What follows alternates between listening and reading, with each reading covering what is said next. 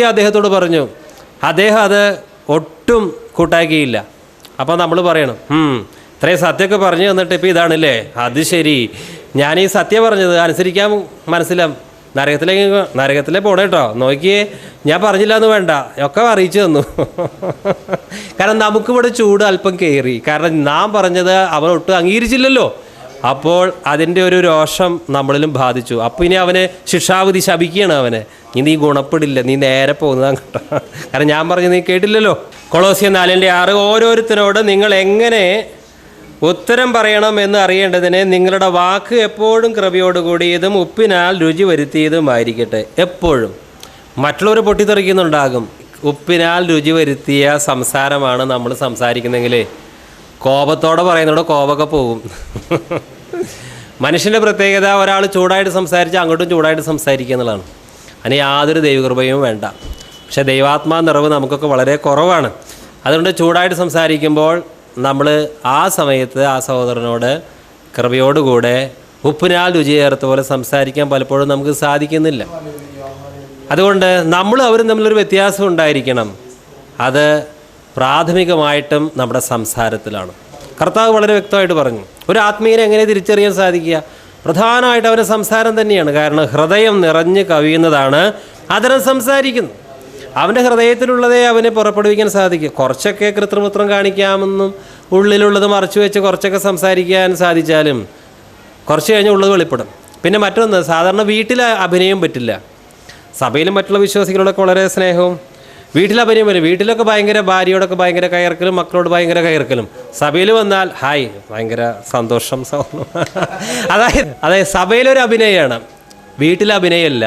അപ്പോൾ വീട്ടിലുള്ളതാണ് യഥാർത്ഥ നമ്മുടെ പ്രകൃതം എന്നുള്ളത്. മനസ്സിലായോ? വീട്ടിൽ അങ്ങനെ അഭിനയിക്കാൻ പറ്റുമോ? അപ്പോൾ കത്തോലിക്കിൻ്റെ സ്വരൂപത്തെ വണങ്ങുന്നുണ്ട്, ശിശുസ്നാനം തെറ്റായ ആചാരങ്ങൾക്ക് അടിമപ്പെടുന്നു, അതുപോലെ തന്നെ ഒത്തിരി കാര്യങ്ങൾ വേണ്ട കൊന്തയില്ലുന്നു. ഇനി അക്രൈസ്തവർ അതിനേക്കാൾ വലിയ ഒക്കെ ചെയ്യുന്നു. അപ്പോൾ എങ്ങനെയായിരിക്കണം നമ്മൾ അവരോട് സംസാരിക്കേണ്ടത്? 2 തിമോത്തിയോസ് 2:25 വിരോധികൾക്ക് ദൈവം സത്യത്തിൻ്റെ പരിജ്ഞാനത്തിനായി മാനസാന്തരം നൽകുമോ എന്നും പിശാചിനാൽ പിടിപെട്ട് കുടുങ്ങിയവരാകയാൽ അവർ സുബോധം പ്രാപിച്ച് അവൻ്റെ കെണിയിൽ നിന്ന് ഒഴിഞ്ഞ് ദൈവേഷ്ടം ചെയ്യുമോ എന്നും വെച്ച് അവരെ സൗമ്യതയോടെ പഠിപ്പിക്കേണ്ടതാകുന്നു. ഇതൊന്നും തുടക്കത്തിൽ എനിക്കൊന്നും ഉണ്ടായിരുന്നില്ല. നമ്മൾ ആവശ്യത്തോടെ പലതും പറയും, പിന്നീട് പരാജയങ്ങൾ വന്നിട്ടാണ് പല കാര്യങ്ങളും പഠിക്കാൻ സാധിക്കുന്നത്. നമ്മൾ പലപ്പോഴും ദൈവത്തിൻ്റെ സുവിശേഷം പറയാൻ പോകുമ്പോൾ അതുതന്നെ വലിയൊരു ട്രെയിനിങ്ങാണ്. നമ്മൾ വിചാരിക്കും നമുക്ക് ഭയങ്കര സൗമ്യതയുണ്ട്, താഴ്മയുണ്ടെന്നൊക്കെ നമ്മൾ വിചാരിക്കും. പക്ഷേ ചിലപ്പോൾ നമ്മൾ പറയുന്ന കാര്യങ്ങൾ അവർ അംഗീകരിക്കാതെ വരുമ്പോൾ ചെറുതായിട്ടൊരു ഈർഷ്യ നമ്മിൽ വരാൻ സാധ്യതയുണ്ട്. കാരണം എല്ലാവർക്കും ഒരു ജഡമുള്ളതുകൊണ്ട്. പക്ഷേ നമ്മൾ ദൈവാത്മാവിൽ പൂർണ്ണമായിട്ട് ആശ്രയിക്കുമ്പോൾ ഇതിൽ നമുക്ക് രക്ഷപ്പെടാൻ സാധിക്കും. അപ്പോൾ അവൻ്റെ ഉള്ളിലുള്ള ദുരാത്മാവ് നമ്മുടെ മേൽ ഓരോ അവകാശവും അവനുണ്ടാവുകയില്ല. അവനെത്ര ചൂടുള്ളവനായാലും നമ്മൾ ചൂടാവുകയില്ല. കാരണം നമ്മളപ്പോഴും ദൈവാത്മാവിനാൽ നിറഞ്ഞ് നമുക്ക് സൗമ്യതയോടെ പഠിപ്പിക്കാൻ സാധിക്കും. ഇനി സൗമ്യതയോടെ നമുക്ക് പഠിപ്പിക്കാനുള്ള കൃപ സമയത്തില്ല എങ്കിലോ മിണ്ടാതിരിക്കുക നല്ലത്. കാരണം സൗമ്യതയോടെ പഠിപ്പിക്കാനുള്ള കൃപയില്ല എങ്കിൽ പിന്നെ പറഞ്ഞതൊക്കെ അബദ്ധമാവും, പിന്നെ അവിടെ പൊട്ടിത്തെറിയുണ്ടാവും. അപ്പോൾ അതുകൊണ്ട് മിണ്ടാതിരുന്നാൽ മതി. ഈ സമയത്ത് അവനോട് പറയാനുള്ള കൃപ ഇല്ലില്ല. ഈ സമയത്ത് ഭാര്യയോട് സംസാരിക്കുന്ന കൃപ എനിക്കില്ല, ഭാര്യ ചൂടായിട്ട് നിൽക്കുകയാണ്. ഈ സമയത്ത് അവനോട് സംസാരിക്കുന്ന കൃപ എനിക്ക് കിട്ടിയിട്ടില്ല, കിട്ടിയിട്ട് സംസാരിക്കാം. ഓക്കെ. അല്ല എങ്കിൽ രണ്ടുപേരും 1 പത്രോസ് 3:15 നിങ്ങളിലുള്ള പ്രത്യാശയെക്കുറിച്ച് ന്യായം ചോദിക്കുന്ന ഏവനോടും സൗമ്യതയും ഭയഭക്തിയും കൊണ്ട് പ്രത്യുത്തരം പറയുവാൻ എപ്പോഴും ഒരുങ്ങിയിരിക്കുവാൻ. ചിലർ ചോദിക്കും, എന്തിനാ സ്നാനപ്പെട്ടത്, എന്തിനാ കത്തോലിക്ക സഭ വിട്ടത്, ഇവിടെ നിന്നാൽ പോരെ, ഇവിടെ എന്താ കുറവ്, ഇവിടെ അനാഥ മന്ദിരങ്ങളില്ലേ, ധ്യാന കേന്ദ്രങ്ങളില്ലേ, ഇവിടെ നിന്നാൽ പോരെ, ഒത്തിരി ചോദ്യങ്ങൾ. അവരോടെല്ലാവരോടും സൗമ്യതയോടെ ഉത്തരം പറയുവാൻ നമ്മൾ പഠിക്കണം. സ്തോത്രം. അതിനാര് സഹായിക്കും? ദൈവത്തിൻ്റെ പരിശുദ്ധാത്മാവ് നമ്മെ സഹായിക്കും. ആത്മാവ് ഉച്ചരിക്കുവാൻ പ്രേരണ തരുന്ന വാക്കുകൾ സംസാരിക്കുക. അല്ലാതെ പക്ഷം പൊയ്ക്കോ നരകത്തിലേക്ക്, വേണമെങ്കിൽ സ്നാനപ്പെട്ടോട്ടോ, അങ്ങനെ പറയുന്നതല്ല കൃപ എന്ന് പറയുന്നത്. ഇനി ഒരു കാര്യം, നമ്മൾ സാധാരണ സംസാരിക്കുമ്പോൾ അനുദിന ജീവിതത്തിലെ സംഭാഷണത്തിൽ പരിശുദ്ധാത്മാവിൻ്റെ നിയന്ത്രണത്തിന് നമ്മുടെ നാവിനെ വിട്ടുകൊടുക്കാതെ നമ്മൾ പ്രാർത്ഥിക്കുന്ന സമയത്ത് ദൈവം എൻ്റെ പ്രാർത്ഥന കേൾക്കണം, അങ്ങനെ ശാഠ്യം പിടിച്ചാൽ കാര്യം നടക്കുമോ? പ്രാർത്ഥിക്കുന്നത് ആര് കേൾക്കുവാൻ വേണ്ടിയാണ്? ദൈവത്തെ ബോധിപ്പിക്കാനുള്ള പ്രാർത്ഥിക്കുന്നത്. 4 സഹോദരങ്ങൾ കണ്ടു, വിശ്വാസികളാണ്. 3/4 മണിക്കൂർ നേരം അവർ ഓരോ പാസ്റ്റർമാരുടെയും അവരുടെ ഉപദേശങ്ങളുടെയും ശുശ്രൂഷകളെയും വിമർശിച്ചും രസിച്ചും അങ്ങനെ നേരം കളഞ്ഞു. എന്നിട്ട് പറയാണ്, പിരിയാൻ സമയമായി, നമുക്ക് പ്രാർത്ഥിച്ചിട്ട് പോവാ സഹോദര, ഇനി ഒരു 5 മിനിറ്റ് നമുക്ക് പ്രാർത്ഥിക്കാം. ആ സമയത്തിൻ്റെ 3/4 പങ്കും ദൈവത്തിന് ഹിതകരമല്ലാത്ത കാര്യങ്ങൾ സംസാരിച്ചിട്ട് ഒടുവിൽ പറയും, ഇനി നമുക്ക് ദൈവത്തോട് പ്രാർത്ഥിക്കാം, കർത്താവ് പ്രവർത്തിക്കുമോ എന്നറിയാം. ദൈവത്തെക്കുറിച്ചുള്ള യഥാർത്ഥ കാഴ്ചപ്പാട് കിട്ടാതെ വരുമ്പോൾ അത് സംഭവിക്കുന്നത്. കാരണം യഹോവ ഭക്തന്മാർ തമ്മിൽ സംസാരിച്ചു, യഹോവ ശ്രദ്ധ വെച്ച് കേട്ടു. ഈ 3/4 മണിക്കൂർ സംസാരിച്ചതും ദൈവം കേട്ടിട്ടുണ്ട്. ഇനി അവരുടെ പ്രാർത്ഥനാ വാചകങ്ങളും അഥവാ അവർ പ്രാർത്ഥിക്കാൻ പോകുന്നെങ്കിൽ അതും ദൈവം കേൾക്കാനിരിക്കുകയാണ്. അപ്പോൾ ദൈവം കേൾക്കാത്ത ഒറ്റ വാക്കും നമ്മുടെ നാവിൽ നിന്ന് വരുന്നില്ല. ഇനി ചിലർ ഇങ്ങനെയാണ് കരുതുന്നത്, പ്രസംഗിക്കാൻ നിൽക്കുമ്പോൾ ദൈവത്തിൻ്റെ ആത്മാവ് എന്നെ അങ്ങ് ശക്തിപ്പെടുത്തും, ദൈവത്തിൻ്റെ ആത്മാവ് എനിക്ക് ദൂതങ്ങ് തരും. പ്രസംഗിക്കാത്ത സമയത്തോ ഞാൻ എനിക്ക് ബോധിച്ച പോലെ സംസാരിക്കുകയാണ്, ഭാര്യയോടും മക്കളോടും മറ്റുള്ളവരോടൊക്കെ എനിക്ക് ബോധിച്ച പോലെ ഞാൻ സംസാരിക്കുകയാണ്. ദൈവത്തിൻ്റെ ആത്മാവിന് ഞാൻ എൻ്റെ അതിരത്തെ അപ്പോഴൊന്നും വിട്ടുകൊടുക്കുന്നില്ല. പക്ഷേ പ്രസംഗിക്കാൻ നിൽക്കുമ്പോൾ ദൈവത്തിൻ്റെ ആത്മാവ് എന്നോട് സംസാരിക്കണം. എല്ലാവരും ഇപ്പോൾ പ്രാർത്ഥിച്ചോ? നിങ്ങൾ പ്രാർത്ഥിച്ചില്ലെങ്കിൽ ദൂതൊന്നും വരില്ല കേട്ടോ, നിങ്ങൾ പ്രാർത്ഥിച്ചോ. കാരണം കഴുതയിലൂടെ ദൈവം സംസാരിച്ചിട്ടുണ്ട്, എന്നിലൂടെ ദൈവം ഇപ്പോൾ സംസാരിക്കണം. നിങ്ങളൊക്കെ പ്രാർത്ഥിച്ചോ, ഇല്ലെങ്കിൽ ദൂതുമില്ല, ഒന്നുമില്ല. ഓക്കെ. അതായത് ഏതെങ്കിലും ഒരു പ്രത്യേക സാഹചര്യത്തിൽ മാത്രം ദൈവത്തിൻ്റെ ആത്മാവിനെ ആശ്രയിക്കുവാനല്ല ദൈവം ആഗ്രഹിക്കുന്നത്. പ്രസംഗിക്കുന്ന സമയത്ത് മാത്രമല്ല, 24 മണിക്കൂറും നാം ദൈവാത്മാവിൽ ആശ്രയിക്കണം. നമ്മുടെ നാവിനെ ദൈവാത്മാവിന് മാത്രമായിട്ട് സമർപ്പിക്കണം. അങ്ങനെയാണെങ്കിൽ മാത്രമേ ആ ഒരു വ്യക്തിയിലൂടെ മാത്രമേ ദൈവത്തിൻ്റെ ആത്മാവ് സംസാരിക്കുകയുള്ളൂ. ഒറ്റപ്പെട്ട സാഹചര്യങ്ങൾ ദൈവം കഴുതയിലൂടെ സംസാരിച്ചിട്ടുണ്ട്. അതുകൊണ്ട് എപ്പോഴും അത് എൻ്റെ ജീവിതത്തിൽ ആവർത്തിക്കുമെന്ന് കരുതരുത്. ആത്മാവിനെ അനുസരിച്ച് നടക്കുന്നവരാണ് ദൈവത്തിൻ്റെ മക്കൾ. Price the Lord. അതുകൊണ്ട് പ്രസംഗിക്കുമ്പോൾ മാത്രമല്ല, സുവിശേഷം പറയുമ്പോൾ മാത്രമല്ല, പ്രാർത്ഥിക്കുമ്പോൾ മാത്രമല്ല, എപ്പോഴും ദൈവാത്മാവിനാൽ നിയന്ത്രിതമായ ഒരു നാവ് നമുക്കുണ്ടാകണം. സ്തോത്രം. നീ അധമമായത് ഒഴിച്ച് ഉത്തമമായത് പ്രസ്താവിച്ചാൽ നിൻ്റെ വായ് എൻ്റെ വായ് പോലെയാകും. അതാണ് പ്രമാണം. ഹല്ലേലൂയ. അതുകൊണ്ട് ഈ കാര്യത്തിൽ നമ്മളൊക്കെ മാനസാന്തരപ്പെടേണ്ടിയിരിക്കുന്നു. യഥാർത്ഥ ദൈവാത്മ നിറവ് നമ്മൾ ആഗ്രഹിക്കുന്ന രീതിയിൽ നമുക്ക് പ്രാപിക്കാൻ പറ്റാത്തതിൻ്റെ കാരണം സംസാരത്തിലൂടെ നാം ദൈവാത്മാവിനെ വേദനിപ്പിക്കുന്നവർ ആയതുകൊണ്ടാണ്. അതുകൊണ്ട് അവയവങ്ങളെ ദൈവത്തിൻ്റെ ആത്മാവിന് സമർപ്പിക്കണം. എല്ലാ അവയവങ്ങളെയും, പ്രത്യേകിച്ച് നാവിനെയും. കാരണം ഏറ്റവും കൂടുതൽ തെറ്റ് ചെയ്യാനുള്ള സാധ്യത, ഏറ്റവും കൂടുതൽ ദൈവാത്മാവിനെ വേദനിപ്പിക്കാനുള്ള സാധ്യത നമ്മുടെ മെരുങ്ങാത്ത നാവാണ്. റോമാലേഖനം 6:19 നിങ്ങളുടെ അവയവങ്ങളെ അധർമ്മത്തിനായി അശുദ്ധിക്കും അധർമ്മത്തിനും അടിമകളാക്കി സമർപ്പിച്ചതുപോലെ ഇപ്പോൾ നിങ്ങളുടെ അവയവങ്ങളെ വിശുദ്ധീകരണത്തിനായി നീതിക്ക് അടിമകളാക്കി സമർപ്പിക്കുവിൻ. നമ്മുടെ നാവിനെ വിശുദ്ധീകരണത്തിനായി നീതിക്ക് അടിമയാക്കി സമർപ്പിക്കണം. എൻ്റെ നാവിനെ ഞാൻ പരിശുദ്ധാത്മാവിന് സമർപ്പിച്ചിരിക്കുകയാണ്. ഇതുകൊണ്ട് ഒരു അസഭ്യം ഞാൻ പറയുകയില്ല. എനിക്കിത് പറയാൻ സാധിക്കില്ല. കാരണം എൻ്റെ നാവ് ഇനി എൻ്റെ സ്വന്തം ഉപയോഗത്തിനല്ല, ഇത് ദൈവാത്മാവിൻ്റെ അടിമയായി മാറി. എൻ്റെ നാവ് കൊണ്ട് എനിക്കൊരു നുണ പറയാൻ ഇനി സാധിക്കുകയില്ല. കാരണം എൻ്റെ നാവ് ഇനി എൻ്റെ സ്വന്തം ഉപയോഗത്തിനല്ല, ഇതിനെ ഞാൻ വിശുദ്ധീകരണത്തിനായി നീതിക്ക് അടിമയായി സമർപ്പിച്ചിരിക്കുകയാണ്. എൻ്റെ നാവ് കൊണ്ട് ഞാൻ മറ്റുള്ളവരെ കുത്തി മുറിവേൽപ്പിക്കുകയില്ല, അനാവശ്യമായി വിമർശിക്കുകയില്ല. കാരണം എൻ്റെ നാവ് ഇനി എൻ്റെ സ്വന്തം ഉപയോഗത്തിനല്ല, ഇത് ഞാൻ നീതിയുടെ ആയുധമായി പരിശുദ്ധാത്മാവിന് സമർപ്പിച്ചിരിക്കുകയാണ്. ഇങ്ങനൊരു തീരുമാനം 2011 നമ്മൾ എടുക്കണം. ആ തീരുമാനം എടുക്കുക മാത്രമല്ല, അതിൽ വിജയിക്കാൻ നമുക്ക് സാധിച്ചാൽ ആത്മീയ നിറവുള്ളവരായി, ആത്മനിറവുള്ളവരായി നമുക്ക് മാറുവാനായി സാധിക്കും. യാക്കോബ് അപ്പോസ്തലൻ പറയുന്നുണ്ട്, നാവിനെ ആർക്കും മരിക്കാൻ പറ്റില്ല എന്ന്. പിന്നെ ആർക്ക് മരിക്കാൻ പറ്റും? മാനുഷികമായിട്ട് നമ്മുടെ നാവിനെ നിയന്ത്രിക്കാൻ നമുക്ക് ശക്തിയില്ല, ആർക്കും ശക്തിയില്ല. ശാരീരികമായ ശക്തി നമുക്കുണ്ടായിരിക്കാം, വ്യായാമം ചെയ്ത് ഭയങ്കര ശക്തി, പക്ഷേ നാവിനെ നിയന്ത്രിക്കാൻ ആ വ്യക്തിക്ക് സാധിക്കില്ല. എന്നാൽ പരിശുദ്ധാത്മാവിന് മാത്രമേ നമ്മുടെ നാവിനെ നിയന്ത്രിക്കാൻ സാധിക്കൂ. അതുകൊണ്ട് ദൈവാത്മാവിന് വിധേയപ്പെട്ടൊരു നാവ് ഉണ്ടെങ്കിൽ നാം ആത്മീയമായി നിറവ് പ്രാപിക്കും. ആത്മീയ ശോഷണം നമുക്ക് സംഭവിക്കുകയില്ല.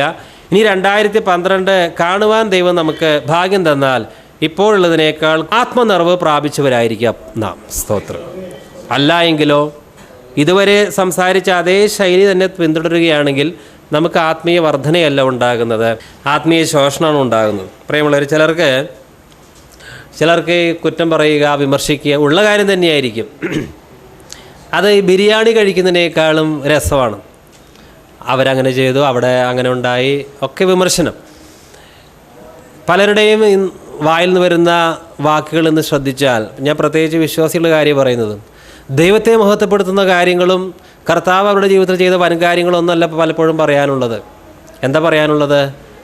ആ പാസ്റ്റർ അങ്ങനെ ചെയ്തു, ഈ പാസ്റ്റർ അങ്ങനെ ചെയ്തു, ഇങ്ങനെയുള്ള കാര്യം. ഈ ഒരു സ്പിരിറ്റിൽ നിന്ന് നമ്മൾ രക്ഷ പ്രാപിക്കണം. മറ്റുള്ളവരെ അങ്ങനെ ആ പാസ്റ്റർ അങ്ങനെ ചെയ്തു, ഈ പാസ്റ്റർ അങ്ങനെ ചെയ്തു നമ്മൾ പറയണം, കർത്താവ് എൻ്റെ ജീവിതത്തിൽ വലിയൊരു അത്ഭുതം ചെയ്തു, ഞാൻ ആ സഹോദരൻ ആ കാര്യം പറയാൻ പോവുകയാണ്, ഇതൊന്നും കേൾക്കെന്ന് പറയണം. അദ്ദേഹത്തിന് പറയാനുള്ളത് അവിടുത്തെ വീഴ്ച, അവരുടെ വീഴ്ച, ഇവരുടെ വീഴ്ചയാണ്. പക്ഷേ അതിന് പ്രോത്സാഹനം കൊടുക്കരുത്. കർത്താവ് എൻ്റെ ജീവിതത്തിൽ ഇത്ര വൻകാര്യങ്ങൾ ചെയ്തിട്ടുണ്ട് സഹോദര, ഞാൻ അത് പറയാനാണ് ആഗ്രഹിക്കുന്നത്. അത് നമ്മൾ പറഞ്ഞാൽ, കർത്താവ് നമ്മുടെ ജീവിതത്തിൽ ചെയ്ത വൻകാര്യങ്ങൾ പറഞ്ഞാൽ നമുക്കും ആത്മീയ വർധന, ആ സഹോദരനും ആത്മീയ വർധനമാണ് ലഭിക്കുന്നത്. അങ്ങനെ പരിശുദ്ധാത്മാവ് നമുക്ക് വിവേകം തരും. കാരണം കുറ്റം പറയുക എന്നുള്ളത് എല്ലാവർക്കും മാനസികമായിട്ട് വളരെ ഇഷ്ടമുള്ളൊരു കാര്യമാണ്. മണിക്കൂറുകൾ കുറ്റം പറയാനായിട്ട് വേർതിരിക്കും, പ്രാർത്ഥിക്കാനായിട്ടാണ് പലപ്പോഴും ബുദ്ധിമുട്ട്. ഓക്കെ, അതിൽ നിന്ന് നമ്മൾ രക്ഷ കണ്ടെത്തണം. എങ്ങനെ? ദൈവത്തിൻ്റെ ആത്മാവിന് നമ്മുടെ നാവിനെ നമ്മൾ സമർപ്പിക്കുമ്പോൾ പിന്നെ നമ്മളല്ല നമ്മുടെ നാവിനെ നിയന്ത്രിക്കുന്നത്. Price the Lord. ഇത് മനോഹരമായ ഒരു അനുഭവമാണ്. യാക്കോബ് 3:9-10 വാക്യങ്ങൾ. യാക്കോബ് 3:9-10 വാക്യങ്ങൾ. അതിനാൽ നാം കർത്താവും പിതാവുമായവനെ സ്തുതിക്കുന്നു, ദൈവത്തിൻ്റെ സാദൃശ്യത്തിലുണ്ടായ മനുഷ്യരെ അതിനാൽ ശപിക്കുന്നു. ഒരു വായിൽ നിന്ന് തന്നെ സ്തോത്രവും ശാപവും പുറപ്പെടുന്നു. ഇങ്ങനെ ആയിരിക്കുന്നത് യോഗ്യമല്ല. ഈ വാക്യത്തിൽ പറയുന്നത് ദൈവത്തിൻ്റെ സാദൃശ്യത്തിൽ ഉണ്ടായ മനുഷ്യരെ അതിനാൽ ശപിക്കുന്നു. എല്ലാ മനുഷ്യരും ദൈവത്തിൻ്റെ സാദൃശ്യത്തിൽ ഉണ്ടായവരാണ്. ഭാര്യയായാലും മക്കളായാലും പാസ്റ്ററായാലും പല വീഴ്ചകളുള്ളവരായാലും അവിശ്വാസികളായാലും എല്ലാവരും ദൈവത്തിൻ്റെ സാദൃശ്യത്തിൽ ഉണ്ടായവരാണ്. അതുകൊണ്ട് ദൈവത്തിൻ്റെ സാദൃശ്യം വഹിക്കുന്ന ഏതെങ്കിലും ഒരു വ്യക്തിയെ നമ്മൾ ശപിക്കുകയോ അവനെ അനാവശ്യമായി മുറിപ്പെടുത്തുകയോ ചെയ്യുമ്പോൾ അത് ദൈവത്തോട് ചെയ്യുന്ന വലിയ പാപമാണ്. കാരണം അവനെ സൃഷ്ടിച്ചിരിക്കുന്ന ദൈവമാണ്. ആരുടെ സാദൃശ്യത്തിൽ സൃഷ്ടിച്ചു? ദൈവത്തിൻ്റെ തന്നെ സാദൃശ്യത്തിൽ സൃഷ്ടിച്ചു. അതുകൊണ്ട് എൻ്റെ ഭാര്യയല്ലേ എന്ന് വിചാരിച്ചത് എന്തും പറയാൻ അധികാരമില്ല.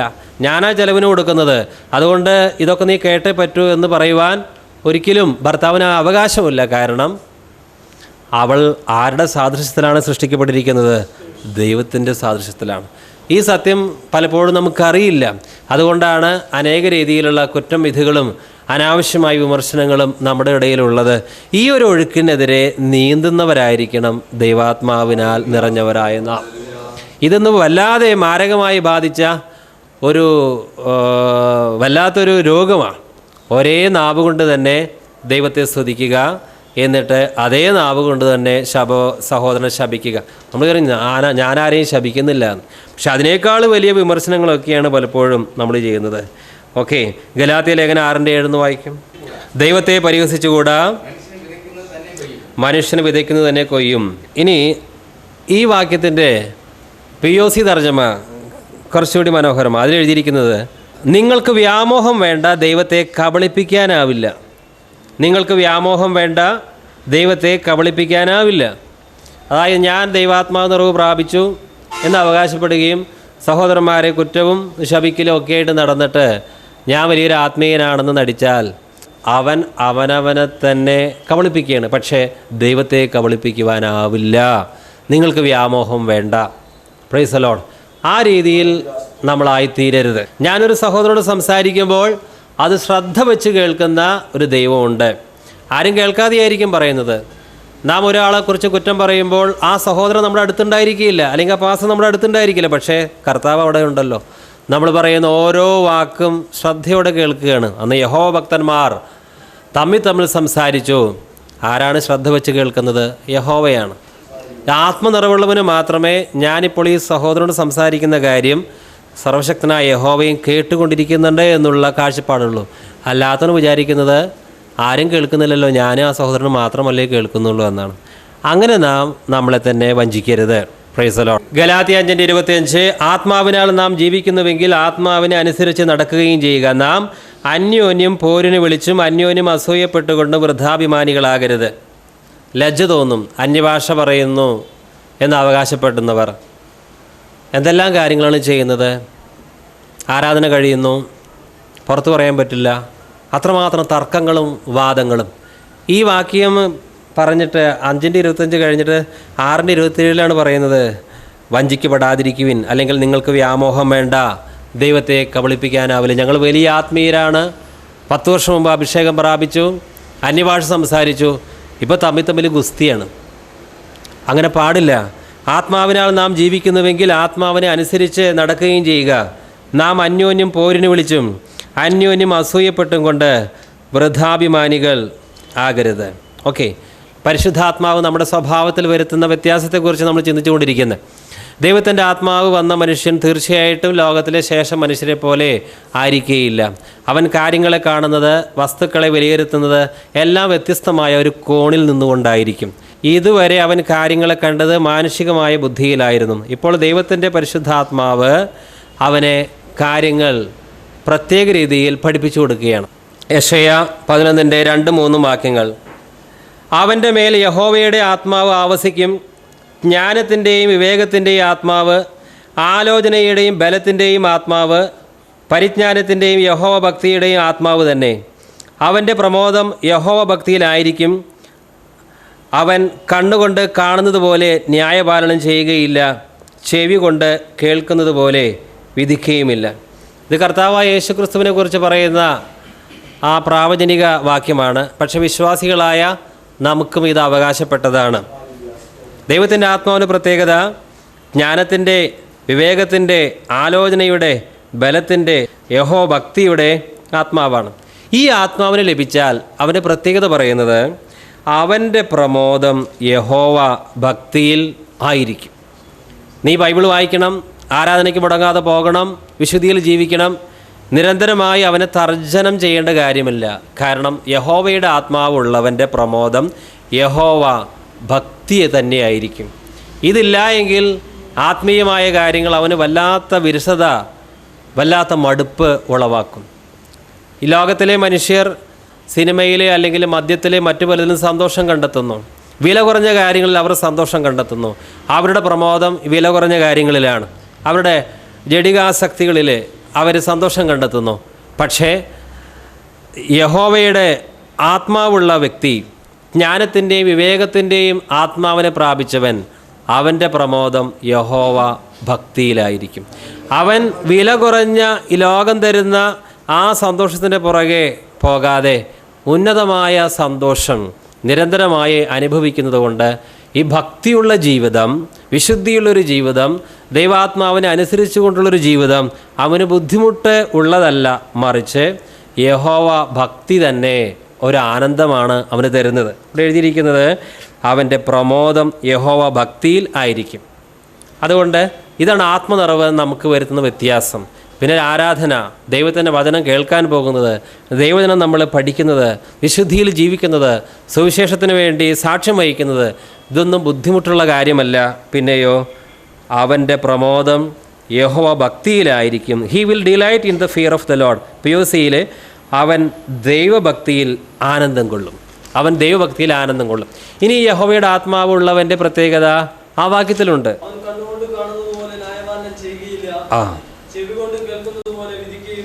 യഹോവയുടെ സത്യാത്മാവ് ഒരുവന് വന്നാൽ അവന് ലഭിക്കുന്ന മറ്റൊരു സ്വഭാവ വിശേഷത, അവൻ കണ്ണുകൊണ്ട് കാണുന്നത് പോലെ ന്യായപാലനം ചെയ്യുകയില്ല, ചെവി കൊണ്ട് കേൾക്കുന്നത് പോലെ വിധിക്കുകയുമില്ല. കേട്ട കാര്യങ്ങൾ ഉടനെ തന്നെ വിശ്വസിച്ച് ഉടനെ ഒരു അഭിപ്രായം അവൻ പാസ്സാക്കുന്നില്ല. ആരെങ്കിലും എന്തെങ്കിലും ഒരു തെറ്റ് ചെയ്താൽ, എന്തെങ്കിലും ഒരു വീഴ്ചയിൽ അകപ്പെട്ടാൽ ദൈവത്തിൻ്റെ ആത്മാവ് ഇവന് വിവേചനം കൊടുക്കും. എന്തുകൊണ്ടാണ് ആ സഹോദരൻ അങ്ങനെ ചെയ്തത്? എന്തുകൊണ്ടാണ് ഭാര്യ ഇപ്പോൾ എന്നോട് തർക്കിക്കുന്നത്? എന്തുകൊണ്ടാണ് മക്കൾ എന്നോട് ഇപ്പോൾ ഈ സമയത്ത് ഇങ്ങനെ പെരുമാറുന്നത്? അതിൻ്റെ അടിസ്ഥാന കാരണം കണ്ടെത്തുവാൻ പരിശുദ്ധാത്മാവ് അവനെ സഹായിക്കും. അപ്പോൾ അതുകൊണ്ട് അവൻ ചെവി കൊണ്ട് കേൾക്കുന്നത് പോലെയല്ല കാര്യങ്ങൾ കാണുന്നത്.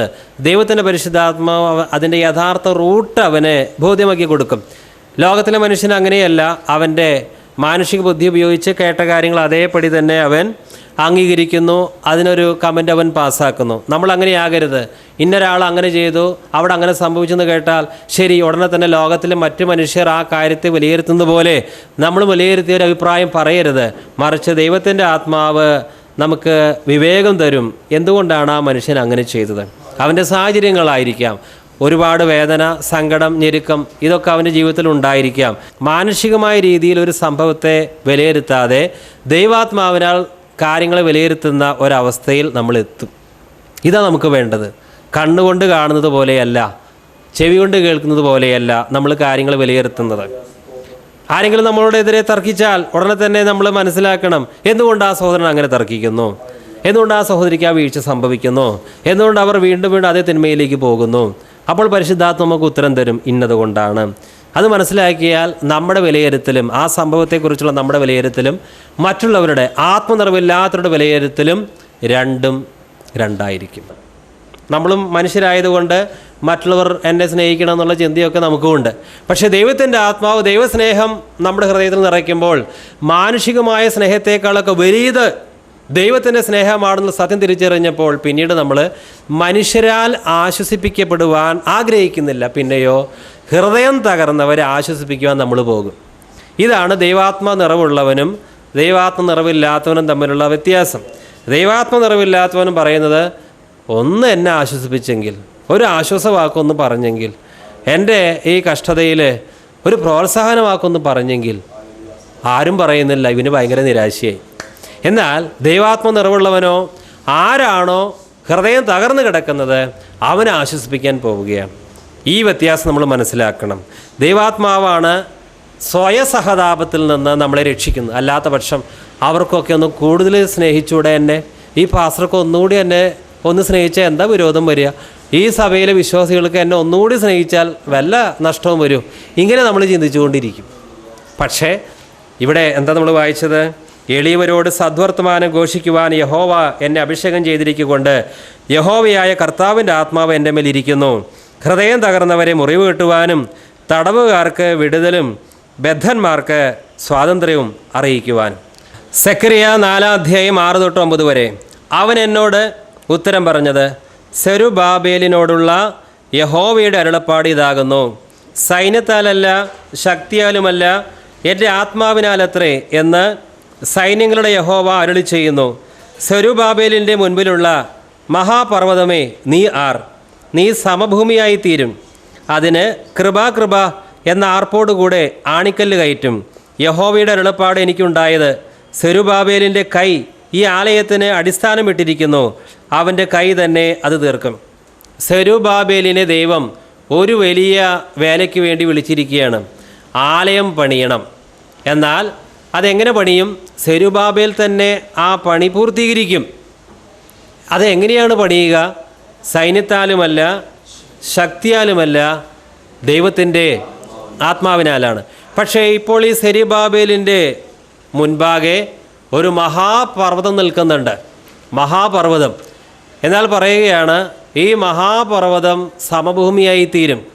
ആരാണ് ഇത്രമാത്രം വലിയ പ്രതിബന്ധത്തെ, മഹാപർവ്വതം പോലുള്ള ആ പ്രതിബന്ധത്തെ ആരാണ് ഇല്ലാതാക്കുന്നത്? സൈന്യത്താലല്ല ശക്തിയാലല്ല, ദൈവത്തിൻ്റെ ആത്മാവിനാൽ. പ്രിയമുള്ളവരെ, നമ്മുടെ ജീവിതത്തിലും നമ്മൾ അഭിഷിക്തരാണെങ്കിൽ മഹാപർവ്വതം പോലുള്ള ചില പ്രതിബന്ധങ്ങൾ മുന്നിൽ നിന്നു എന്ന് വരാം. എന്നാൽ ഒരിക്കലും ജഡം കൊണ്ട് പോരാടാൻ പോകരുത്, ഒരിക്കലും സൈന്യബലത്തിൽ ആശ്രയിക്കരുത്. ആ മഹാപർവ്വതത്തെ, നീ ഒരു അഭിഷിക്തനാണ് എങ്കിൽ ദൈവത്തിൻ്റെ ആത്മാവ് തന്നെ അതിന് സമഭൂമിയായിക്കൊള്ളും. ആത്മനിറവുള്ളവനും ആത്മനിറവില്ലാത്തവനും തമ്മിലുള്ള വ്യത്യാസം എന്താണ്? ആത്മനിറവ് ഇല്ലാത്തവൻ മഹാപർവ്വതത്തെ സമഭൂമിയാക്കുവാൻ പോലീസ് സ്റ്റേഷനിൽ കയറുന്നു, ജഡം കൊണ്ട് പോരാട്ടം നടത്തുന്നു, ഈ ലോകത്തിൻ്റെ പല താങ്ങുകളിലേക്കും പോവുകയാണ്. എന്നാൽ ആത്മനിറവുള്ളവൻ, അഭിഷിക്തൻ, അവൻ്റെ മുന്നിലുള്ള മഹാപർവ്വതത്തെ സമഭൂമിയാക്കുവാൻ ദൈവത്തെ അനുവദിക്കുന്നു, ദൈവാത്മാവിനെ അനുവദിക്കുകയാണ് ചെയ്യുന്നത്. എന്തായാലും ഒരു കാര്യം ഉറപ്പാണ്, സെരുബാബേലിനെ ദൈവം വിളിച്ചിരിക്കുന്നത് ഒരു പ്രത്യേക ഉദ്ദേശത്തിന് വേണ്ടിയാണ്, ആലയം പണിയാൻ വേണ്ടി. നമ്മളെയും ദൈവസഭയുടെ പണിക്കായി ആണ് വിളിച്ചിരിക്കുന്നത്. കർത്താവായ യേശു ക്രിസ്തുവാണ് യഥാർത്ഥ പണിക്കാരൻ, ദൈവസഭയുടെ അതിനോടുകൂടെ ചേർന്ന് നമ്മൾ കൂട്ടിപ്പണിക്കാർ എന്ന് മാത്രമേ ഉള്ളൂ. പക്ഷേ ദൈവം നമ്മളൊരു പ്രത്യേക ഉദ്ദേശത്തിന് ആലയത്തിൻ്റെ പണിക്ക് വേണ്ടി വിളിച്ചിട്ടുണ്ടെങ്കിൽ ദൈവത്തിൻ്റെ ആത്മാവിൻ്റെ ശക്തിയാൽ നമ്മളത് പൂർത്തീകരിക്കുക തന്നെ ചെയ്യും. പക്ഷേ നാം ജഡം കൊണ്ട് പോരാട്ടം നടത്തരുത്. എത്ര വലിയ പർവ്വതമായാലും ദൈവത്തിൻ്റെ ആത്മാവ് അതിനെ സമഭൂമിയാക്കിക്കൊള്ളും. അതുകൊണ്ട് ദൈവാത്മ നിറവുള്ളവൻ്റെ പ്രത്യേകത, അവൻ ജഡത്തിൽ ആശ്രയിക്കുന്നില്ല, പോരാട്ടം അവൻ നടത്തുന്നില്ല, മറിച്ച് ദൈവത്തിൻ്റെ ആത്മാവ് പ്രവർത്തിക്കുവാൻ അവൻ കാത്തിരിക്കുന്നു. ഇതാണ് ഫിലിപ്പിയ 3:3 പറയുന്നത്. നാം ആണ് പരിച്ഛേദനക്കാർ, ദൈവത്തിൻ്റെ ആത്മാവ് കൊണ്ട് ആരാധിക്കുന്നവരാണ്, ക്രിസ്തു യേശുവിലാണ് നമ്മൾ പ്രശംസിക്കുന്നത്. മാത്രമല്ല ജഡം കൊണ്ട് പോരാട്ടം നടത്തുന്നില്ല. ഈ 3 യോഗ്യതകൾ ഉള്ളവനാണ് ഒരു യഥാർത്ഥ ക്രിസ്ത്യാനി. അതുകൊണ്ട് പർവ്വതങ്ങളെ നോക്കി നാം നിരാശപ്പെടേണ്ട. അതിനെ സമഭൂമിയാക്കുന്നവൻ, അതിന് കഴിവുള്ളവൻ അതിനെ സമഭൂമി ആക്കിക്കൊള്ളും. നാം എന്തു ചെയ്യണം? കർത്താവിന് ശക്തമായ കരങ്ങളിൽ താണിരുന്നാൽ മതി, ദൈവം പ്രവർത്തിക്കും. ഇനി യഥാർത്ഥ അഭിഷിക്തന്മാരെ ഈ സക്കറിയ പ്രവാചകൻ്റെ പുസ്തകം 4-ാം അധ്യായം വിളിക്കുന്നത് എണ്ണ നിറച്ച ഒലിവ് കൊമ്പുകൾ എന്നാണ്. സക്കറിയ 4:11-14 വരെ. അതിനെ ഞാൻ അവനോട്, വിളക്ക് തണ്ടിനെ ഇടത്ത് ഭാഗത്തും വലത്ത് ഭാഗത്തുമുള്ള 2 ഒലിവ് മരം എന്താകുന്നു എന്ന് ചോദിച്ചു. ഞാൻ 2-ാം പ്രാവശ്യം അവനോട്, പൊന്നുകൊണ്ടുള്ള 2 നാളത്തിനരികെ പൊൻനിറമായ എണ്ണ ഒഴുക്കുന്ന 2 ഒലിവ് കൊമ്പ് എന്ത് എന്ന് ചോദിച്ചു. അവൻ എന്നോട്, ഇതെന്താകുന്നു എന്ന് നീ അറിയുന്നില്ലയോ എന്ന് ചോദിച്ചതിന്, ഇല്ല യജമാനനെ എന്ന് ഞാൻ പറഞ്ഞു. അതിനവൻ, ഇവർ സർവ്വഭൂമിയുടെയും കർത്താവിൻ്റെ സന്നിധിയിൽ നിൽക്കുന്ന 2 അഭിഷിക്തന്മാർ എന്ന് പറഞ്ഞു. എപ്പോഴും എണ്ണയുള്ളവരാണ് അഭിഷിക്തന്മാർ. നാം ഒരിക്കലും വരണ്ടു പോകുന്നില്ല. ദൈവത്തിൻ്റെ ആത്മാവ് നമ്മെ നിരന്തരമായി എണ്ണ കൊണ്ട് നിറയ്ക്കുകയാണ്. ഇത് എത്ര മനോഹരമായ ഒരു അനുഭവമാണ്. Price the Lord. എല്ലാവർക്കും എഴുന്നേറ്റ് നിൽക്കാം. Hallelujah. Price the Lord. Hallelujah. Hallelujah. സ്തോത്രം സ്തോത്രം. ഹല്ലേലൂയ. ഹല്ലേലൂയ. ഹല്ലേലൂയ. സ്തോത്രം സ്തോത്രം. Hallelujah. Hallelujah. Hallelujah. Hallelujah. Hallelujah. Hallelujah. Hallelujah. Hallelujah. Hallelujah.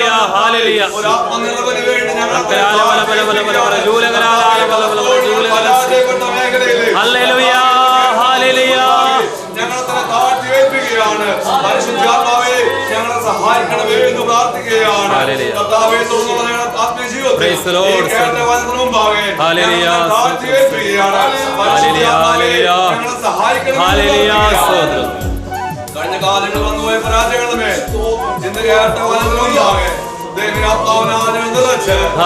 എല്ലാത്തിലും ജയമെടുത്ത് മുന്നേറും. ദൈവം ഞങ്ങളെ സഹായിക്കാൻ പോകുന്നതിനായി സ്തോത്രം ചെയ്യുന്നു. സമർപ്പിക്കുകയാണ്.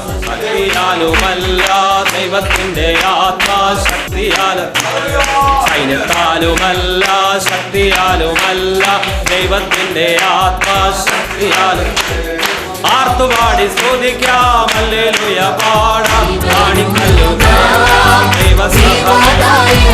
ചലിക്കുന്ന എല്ലാ പ്രാണികളും ചലനമുണ്ടാക്കി ജീവൻ സ്ഥാപിക്കും.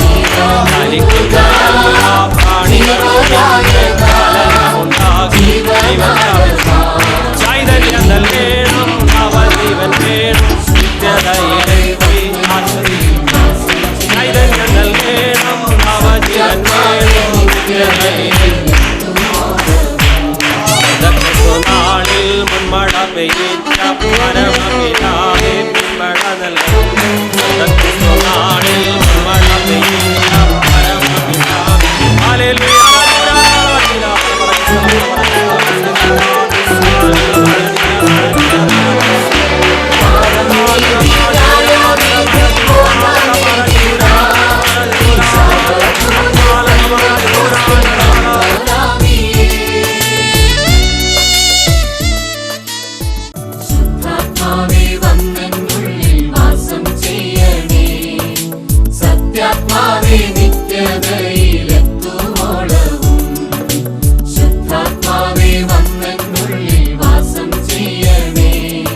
എന്നത് ഭക്ഷണവുമല്ല പാനീയവുമല്ല, നീതിയും സമാധാനവും പരിശുദ്ധാത്മാവിലുള്ള സന്തോഷമാണ്.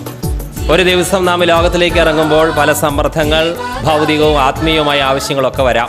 എന്നാൽ ദൈവത്തിൻ്റെ പരിശുദ്ധാത്മാവ് ഈ മാനുഷികമായ ഈ പ്രതികൂലങ്ങൾക്ക് ഒന്നിനും കെടുത്തിക്കളയാൻ പറ്റാത്ത ഒരു സന്തോഷവും സമാധാനവും നമുക്ക് തരും. Price the Lord. നമ്മുടെ പ്രത്യാശ വർദ്ധിക്കുന്നത് പരിശുദ്ധാത്മാവിൽ നാം ആശ്രയിക്കുമ്പോഴാണ്. പ്രതികൂലങ്ങളിലും നമ്മുടെ മുഖം വാടാതെ നമുക്ക് ശോഭിക്കാൻ സാധിക്കുന്നത് പരിശുദ്ധാത്മാവിൻ്റെ ശക്തിയാലാണ്.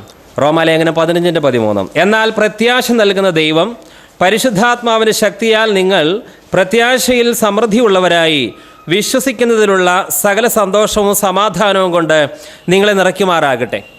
നമുക്ക് പല കാര്യങ്ങളെക്കുറിച്ച് ആകുലപ്പെടാൻ എളുപ്പം സാധിക്കും. അത് കൂട്ടിച്ചേർത്തിട്ടില്ലല്ലോ, അത് കൂട്ടിച്ചേർക്കപ്പെടാൻ എന്തു ചെയ്യണം, ഇങ്ങനെ വേവലാതിപ്പെടാൻ എളുപ്പം സാധിക്കും. പക്ഷേ എപ്പോഴും സന്തോഷിക്കുക, അതാണ് ബുദ്ധിമുട്ടുള്ളൊരു കാര്യം. മാനുഷികമായിട്ട് എപ്പോഴും സന്തോഷിക്കാൻ നമുക്ക് സാധിക്കില്ല. ലോകത്തിലെ മനുഷ്യനെ നോക്കുകയാണെങ്കിൽ പണമുള്ളവരുണ്ട്, പണമില്ലാത്തവരുണ്ട്, സൗന്ദര്യമുള്ളവർ, ആരോഗ്യമുള്ളവർ, ഇല്ലാത്തവരൊക്കെയുണ്ട്. പക്ഷേ അവർക്ക് വേവലാതികളാണ്. എന്നാൽ ദൈവമക്കളോട് പറയുന്നു, നിങ്ങൾ എപ്പോഴും സന്തോഷിക്കുവിൻ, എല്ലാറ്റിനും സ്തോത്രം ചെയ്യുവിൻ, ഏത് സാഹചര്യത്തിലും സ്തോത്രം ചെയ്യുവിൻ. എങ്ങനെയാണ് ഏത് സാഹചര്യത്തിൽ, ഇല്ലായ്മയിലും നഷ്ടത്തിലും ബലഹീനതയിലും ഞെരുക്കത്തിലും ഒക്കെ നമുക്ക് സ്തോത്രം ചെയ്യുവാൻ, അപ്പോഴും സന്തോഷിക്കുവാൻ എങ്ങനെ സാധിക്കും? മാനുഷികമായിട്ട് സാധിക്കില്ല. വളരെ ദുഃഖിച്ചിരിക്കുന്ന ഒരു വ്യക്തിയോട്, വല്ലാത്ത പ്രതിസന്ധിയുടെ നടുവിലിരിക്കുന്ന ഒരു മനുഷ്യനോട് നീ സന്തോഷിക്കുന്നു പറഞ്ഞാൽ അവനെങ്ങനെ സാധിക്കില്ല. അവന് ചെയ്യാൻ സാധിക്കും ദുഃഖിക്കുക എന്നുള്ളതാണ്. എന്നാൽ പരിശുദ്ധാത്മാവ് നമുക്ക് സകല സന്തോഷം, വിശ്വസിക്കുന്നതിലുള്ള സകല പ്രത്യാശ തരികയാണ്. ഇത് ആത്മാവിൻ്റെ പ്രവർത്തനത്താൽ മാത്രം നടക്കുന്നതാണ്. ദുഃഖിക്കാനും കണ്ണീരൊഴുക്കാനും പ്രത്യേകിച്ച് ഒന്നും ചെയ്യേണ്ട, അത് മനുഷ്യൻ്റെ സ്വഭാവമാണ്. എപ്പോഴും സന്തോഷിക്കുവാൻ സാധിക്കുന്നത്, ഏത് സാഹചര്യത്തിലും സന്തോഷിക്കാൻ സാധിക്കുന്നത് പരിശുദ്ധാത്മാവിൻ്റെ ശക്തിയാലാണ്. പ്രിയമുള്ളവരെ, പഴയ നിയമത്തിലെ പ്രവാചകന്മാരെ നമ്മൾ നോക്കുമ്പോൾ അവർ ദൈവമക്കളുടെ, ഇസ്രായേൽ ജനത്തിൻ്റെ തെറ്റാണെന്ന് വ്യക്തമായി പറഞ്ഞു. പാപബോധം വരുത്തുവാൻ ദൈവത്തിൻ്റെ ആത്മാവ് പ്രവാചകന്മാരെ ഉപയോഗിച്ചു, യാതൊരു സംശയവുമില്ല.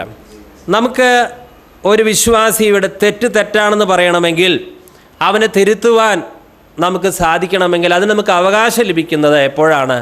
നാം തന്നെ പരിശുദ്ധാത്മാവിനാൽ നിറഞ്ഞവരും ദൈവാത്മാവിനനുസരിക്കുന്നവരായിരിക്കണം. പ്രവാചകന്മാരെല്ലാവരും, യെശയ്യായാലും യെരമ്യായാലും മീഖയായാലും സെക്കറിയാവായാലും, ഇവരെല്ലാവരും ദൈവജനത്തിൻ്റെ തെറ്റുകൾ തിരുത്തുവാൻ ആത്മാർത്ഥമായി പരിശ്രമിച്ചവരായിരുന്നു. മാത്രമല്ല, അവർ തിരുത്തിയിട്ടുണ്ട്. എന്നാൽ ഇവർ തന്നെ ആദ്യം ദൈവാത്മാവിനാൽ നിറഞ്ഞു. ഇന്ന് പലപ്പോഴും സംഭവിക്കുന്നത്, തെറ്റിതിരുത്തുന്ന പലരും ഉണ്ട്. പക്ഷേ ഈ തെറ്റിതിരുത്തുന്ന നാം തന്നെ ദൈവാത്മാവിനാൽ നിറഞ്ഞിട്ടില്ല എങ്കിൽ, നാം ദൈവാത്മാവിനാൽ ശക്തിപ്പെട്ടിട്ടില്ല എങ്കിൽ തെറ്റിതിരുത്താൻ പോകരുത്. എല്ലാവർക്കും തെറ്റിതിരുത്താൻ അധികാരമില്ല. പ്രവാചകന്മാർ തിരുത്തിയത് ആദ്യം അവർ ആത്മാവിനാൽ ശക്തിപ്പെട്ടിട്ടാണ്. മീഖ പ്രവാചകൻ്റെ പുസ്തകത്തിൽ നിന്ന് നമുക്കൊരു ഭാഗം വായിക്കാം. മീഖ 3:8. എങ്കിലും ഞാൻ യാക്കോബിനോട് അവൻ്റെ അതിക്രമവും ഇസ്രായേലിനോട് അവൻ്റെ പാപവും പ്രസ്താവിക്കേണ്ടതിന് യഹോവയുടെ ആത്മാവിനാൽ ശക്തിയും ന്യായവും വീര്യവും കൊണ്ട് നിറഞ്ഞിരിക്കുന്നു. ഈ മീഖ പ്രവാചകൻ ദൈവാത്മാവിൻ്റെ ശക്തിയാൽ നിറഞ്ഞതിന് ശേഷമാണ് ഇസ്രായേൽ ജനത്തോട് അവരുടെ അകൃത്യത്തെക്കുറിച്ച് പ്രബോധിപ്പിക്കുന്നത്. ആ പ്രബോധനമാണ് തൊട്ടടുത്ത വാക്യങ്ങളിൽ കാണുന്നത്. മീഖ 3:9 പറയുന്നവരെ ഞാൻ അവിടെ വായിക്കുന്നു. നിങ്ങൾ നിങ്ങളുടെ ബൈബിൾ തുറന്നു നോക്കുക. ന്യായം വെറുക്കുകയും ചൊവ്വുള്ളതൊക്കെയും വളച്ചു കളയുകയും ചെയ്യുന്ന യാക്കോബ് ഗൃഹത്തിൻ്റെ തലവന്മാരും ഇസ്രായേൽ ഗൃഹത്തിൻ്റെ അധിപന്മാരുമായുള്ളവരെ, ഇത് കേൾപ്പിൻ. അവർ സിയോനെ രക്തപാതകം കൊണ്ടും യെരുശലേമിനെ ദ്രോഹം കൊണ്ടും പണിയുന്നു. അതിലെ തലവന്മാർ സമ്മാനം വാങ്ങി ന്യായം വിധിക്കുന്നു. അതിലെ പുരോഹിതന്മാർ കൂലി വാങ്ങി ഉപദേശിക്കുന്നു. അതിലെ പ്രവാചകന്മാർ പണം വാങ്ങി ലക്ഷണം പറയുന്നു. എന്നിട്ടും അവർ യഹോവയെ ചാരി, യഹോവ നമ്മുടെ ഇടയിലില്ലയോ, അനർത്ഥം നമുക്ക് വരികയില്ല എന്ന് പറയുന്നു. സ്നാപയോഹന്നാൻ ദൈവാത്മാവ് നിറഞ്ഞവനായിരുന്നു. അമ്മയുടെ ഗർഭത്തിൽ വെച്ച് തന്നെ പരിശുദ്ധാത്മാവിനാൽ നിറഞ്ഞ പ്രവാചകനാണ് സ്നാപയോഹന്നാൻ. ഗർഭത്തിൽ വെച്ച് മാത്രമല്ല, ജീവിതം മുഴുവൻ പരിശുദ്ധാത്മാവിനെ അനുസരിച്ചവനായിരുന്നു സ്നാപക യോഹന്നാൻ. ആ സ്നാപയോഹന്നാൻ തൻ്റെ അരികിലേക്ക് വരുന്നവരോട് പറയുകയാണ്, സർപ്പസന്തതികളെ, വരുവാനുള്ള കോപത്തിൽ നിന്ന് ഓടി ഒളിക്കുവാൻ നിങ്ങളെ ആര് ഉപദേശിച്ചു? ഇതാ വൃക്ഷത്തിൻ്റെ ചുവട്ടിൽ കോടാലി വെച്ചു കഴിഞ്ഞു. നല്ല ഫലം കാക്കാത്ത വൃക്ഷമെല്ലാം വെട്ടി തീയിലെറിയപ്പെടും. ഇങ്ങനെ അധികാരത്തോടെ സംസാരിക്കണമെങ്കിൽ ആർക്കാണ് സാധിക്കുക? ദൈവാത്മ നിറവുള്ളവന് മാത്രമേ സാധിക്കും. ഇന്ന് പലപ്പോഴും നേരെ മറിച്ചാണ്. ദൈവാത്മ നിറവില്ലാത്തവനും ജനത്തെ ചൂണ്ടിക്കാണിച്ച് നിങ്ങൾ ശരിയല്ല, നിങ്ങൾ മാനസാന്തരപ്പെടണം, നിങ്ങൾ ബന്ധനത്തിലാണ് കിടക്കുന്നതെന്ന് പറയുന്നു. ആരാ പറയുന്നത്? ദൈവാത്മാവിനനുസരിക്കാത്തവരും ദൈവകൃപ ഇല്ലാത്തവരും. അങ്ങനെ ഒരിക്കലും പറയരുത്. നമുക്കൊരു വ്യക്തിയെ വിരൽ ചൂണ്ടി അവൻ്റെ തെറ്റാണെന്ന് പറയണമെങ്കിൽ മാനുഷികമായ ശക്തിയിൽ അത് ചെയ്യാൻ പാടില്ല. അപ്പോൾ അധ്യാപകന്മാർ സ്കൂളിൽ കുട്ടികൾ തെറ്റ് ചെയ്താൽ അത് തെറ്റാണെന്ന് പറയും. അതിന് പരിശുദ്ധാത്മ ശക്തി ആവശ്യമില്ല. കുട്ടികളെ അധ്യാപകന്മാർ ശാസിക്കുന്നുണ്ട്, ശിക്ഷിക്കുന്നുണ്ട്. എന്തിനു വേണ്ടിയാണ്? അവരുടെ പഠനകാര്യങ്ങൾ നന്നാവാൻ വേണ്ടിയാണ്. ഈ അധ്യാപകന് യാതൊരു പരിശുദ്ധാത്മാവിൻ്റെ ശക്തിയും ആവശ്യമില്ല. എന്നാൽ ഒരു ദൈവദാസൻ, ഒരു പാസ്റ്റർ ഒരിക്കലും ഒരു അധ്യാപകൻ്റെ ജോലി ചെയ്യുന്നവനല്ല. അവന് കർത്താവായ യേശു ക്രിസ്തുവിൻ്റെ വാക്കാണ്, അല്ലെങ്കിൽ വായാണ്, വക്താവാണ്. ദൈവത്തിൻ്റെ പരിശുദ്ധാത്മാവിൻ്റെ പ്രേരണയാലുള്ള ശാസനയാണ് ദൈവസഭയിൽ ഇന്ന് വേണ്ടത്. അല്ലാതെ മറ്റുള്ളവരുടെ തെറ്റ് കണ്ടുപിടിച്ചിട്ട് കുറ്റമതി നടത്തുവാൻ പരിശുദ്ധാത്മാവിൻ്റെ ശക്തി ആവശ്യമില്ല. അത് ലോകത്തിലെ മനുഷ്യരും ചെയ്യുന്നു. എന്നാൽ നമുക്കൊരു പ്രവാചകനാകണമെങ്കിൽ, മറ്റുള്ളവരുടെ തെറ്റ് തിരുത്തുവാൻ സാധിക്കണമെങ്കിൽ നാം ആദ്യം ദൈവാത്മാവിനാൽ നിറയുകയും ശക്തിപ്പെടുകയും നമ്മുടെ ജീവിതം വിശുദ്ധമായി തീരുകയും ചെയ്യണം. ഇതില്ലാതെയുള്ള ശാസനവും പ്രബോധനവും നിമിത്തം വല്ലാത്ത അസ്വസ്ഥതയാണ്. Price the Lord. നാം ആദ്യം ദൈവാത്മാവിൻ്റെ പഠനത്തിന് വിധേയമാകണം. ദൈവാത്മാവ് നമ്മളെ പഠിപ്പിക്കണം. അതിനുശേഷമാണ് നാം മറ്റുള്ളവരെ പഠിപ്പിക്കേണ്ടത്. ഇതില്ലാതെ കുറ്റം കണ്ടുപിടിച്ച് അവർ ഒരു ശരിയല്ല എന്ന് പറയുവാൻ ദൈവാത്മാവിൻ്റെ സഹായമൊന്നും ആവശ്യമില്ല. പ്രവാചകന്മാരെന്ന് അവരുടെ മാനുഷിക ബുദ്ധിയിലല്ല ഇസ്രായേൽ മക്കളെ തെറ്റിതിരുത്തിയത്. അവർ ദൈവാത്മാവിനാൽ നിറയുകയും ദൈവാത്മാവിൻ്റെ പ്രേരണയാലാണ് മറ്റുള്ളവരെ ശാസിക്കാനും തെറ്റിതിരുത്താനും എല്ലാം ശ്രമിച്ചത്. ഇത് തന്നെയാണ് നമ്മളും ചെയ്യേണ്ടത്. ഇന്ന് പലപ്പോഴും നേരെ മറിച്ചുള്ളൊരു കാര്യമാണ് നടക്കുന്നത്.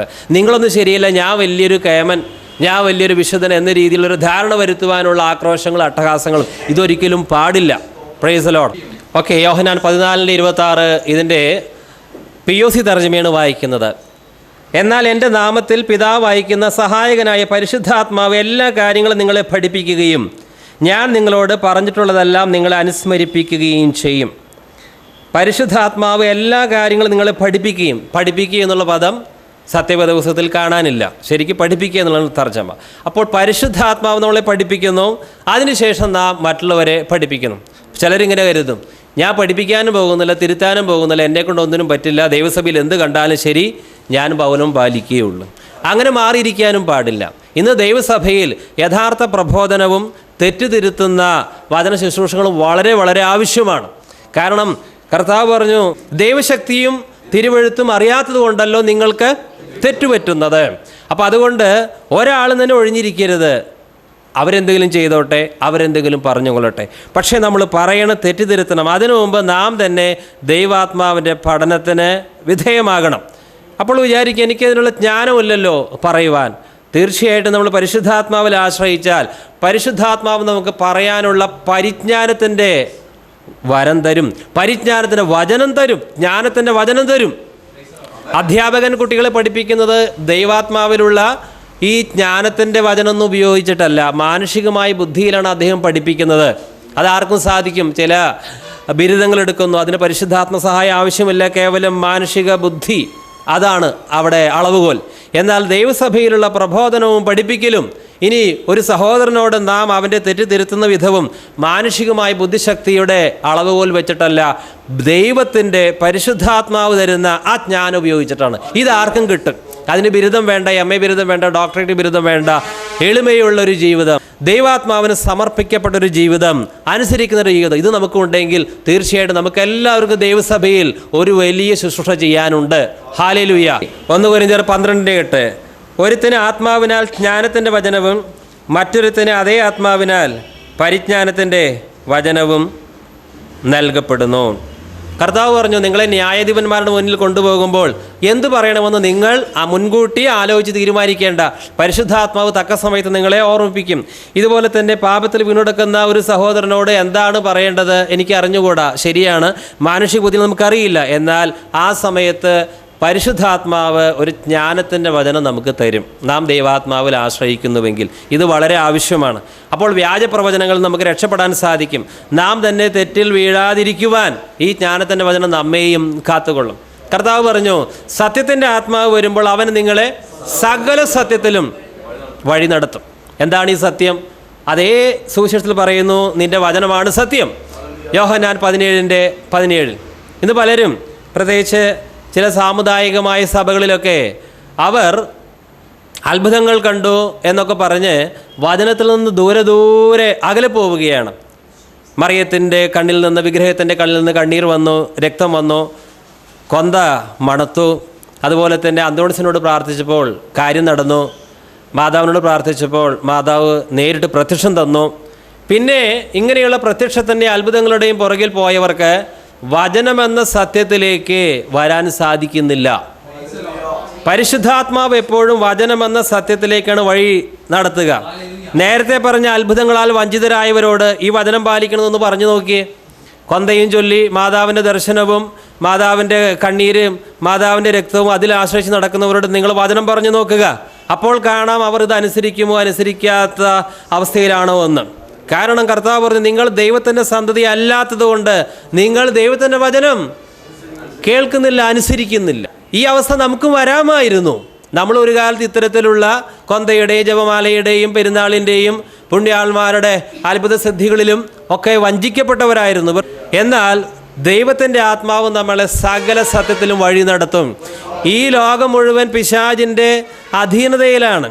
അതുകൊണ്ടാണ് വചനത്തിൽ നിന്ന് മനുഷ്യനെ തെറ്റിക്കുവാൻ പിശാച് തന്നെ ക്രിസ്തീയതയുടെ ലേബലിട്ടുകൊണ്ട് മറിയത്തിൻ്റെയും പുണ്യാളന്മാരുടെയും പേരിലൊക്കെ അത്ഭുതങ്ങളും അടയാളങ്ങളും, ചിലതൊക്കെ ഒന്നും നടക്കുന്നില്ല, ചിലത് നടന്നാൽ തന്നെ ഒന്നും ദൈവികവുമല്ല. കാരണം ഇതിന് വിധേയരായവർ, ഈ അയ്യന്തോളിൽ തന്നെ ഒരു സഹോദരി മാതാവ് സൂര്യനിൽ നിൽക്കുന്നു എന്നുള്ള പ്രചരണത്തിൽ ആകൃഷ്ടയായി സൂര്യനെ അല്പസമയം നോക്കി.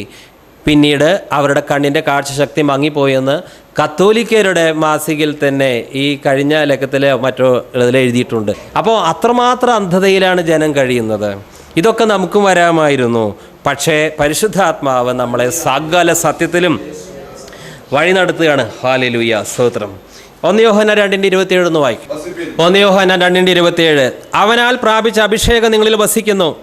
ആരും നിങ്ങൾ ഉപദേശിപ്പാൻ ആവശ്യമില്ല. അവൻ്റെ അഭിഷേകം തന്നെ നിങ്ങൾക്ക് സകലവും ഉപദേശിച്ചു തരികയാലും അത് വ്യാജമല്ല, സത്യം തന്നെ ആയിരിക്കയാലും അത് നിങ്ങൾ ഉപദേശിച്ചതുപോലെ നിങ്ങൾ അവനിൽ വസിപ്പിൻ. എന്തിനാണ് പരിശുദ്ധാത്മാവ് നമ്മിൽ വരുന്നത്? സകല സത്യത്തിലും പരിശുദ്ധാത്മാവ് നമ്മളെ വഴി നടത്തുകയാണ്. അവിടെ അത്ഭുതം, ഇവിടെ അത്ഭുതം. ഇതുകൊണ്ടൊന്നും ദൈവത്തിൻ്റെ ആത്മാവിനാൽ നിറയപ്പെട്ട ഒരു പൈതലിനെ വഞ്ചിക്കുവാൻ സാത്താൻ ഒരിക്കലും കഴിയുകയില്ല. ഇപ്പോൾ പല രീതിയിലുള്ള പ്രസംഗങ്ങളുണ്ട്. ക്രിസ്തുവിൽ വിശ്വസിച്ചാൽ നിങ്ങൾക്ക് ഭൗതികമായ സമൃദ്ധി ലഭിക്കും. പിശാച് യേശുവിൻ്റെ അരികിലേക്ക് വന്നു, ദൈവവചനം പറഞ്ഞിട്ടാണ് വന്നത്. എന്നിട്ട് പറഞ്ഞു, ഈ ലോകത്തിലെ സകല രാജ്യങ്ങൾ അതിൻ്റെ മഹത്വം കാണിച്ചു കൊടുത്തിട്ട് എന്നെ നമസ്കരിച്ചാൽ ഞാൻ ഇതൊക്കെ നിങ്ങൾക്ക് തരാം. അതായത് ചില വേദവചനങ്ങൾ ഉദ്ധരിച്ചുകൊണ്ട് ഈ ഭൗതികമായ സമ്പത്ത് നിങ്ങൾക്ക് നേടിയെടുക്കാൻ സാധിക്കും. ഇതാണ് പിശാചിൻ്റെ പ്രബോധനം. അവൻ ദൈവത്തിൻ്റെ വചനം തന്നെ പറയുകയാണ്. അപ്പോൾ പിന്നെ സംശയമില്ലല്ലോ. എന്തിന് ദൈവത്തിൻ്റെ വചനം പറയുന്നു? ഈ ലോകത്തിൻ്റെ പ്രതാപത്തിലേക്കും പ്രൗഢിയിലേക്കും വസ്തുക്കളിലേക്കും മനുഷ്യനെ വശീകരിക്കുവാൻ. ഇതല്ലേ ഇന്ന് പലരും ചെയ്തുകൊണ്ടിരിക്കുന്നത്. വേദവചനം പറയുന്നു. എന്തിനു വേണ്ടി വചനം പറയുന്നു? എല്ലാവരുടെ കാര്യമല്ല പറയും. നമുക്ക് ഒരാളെയും വിധിക്കാൻ അധികാരമില്ല. പക്ഷെ നാം വഞ്ചിക്കപ്പെടാതിരിക്കുവാൻ ശ്രദ്ധിക്കുക. അവരും വചനം തന്നെയല്ലേ പറയുന്നത്. എന്തുദ്ദേശത്തിന് വേണ്ടി വചനം പറയുന്നു?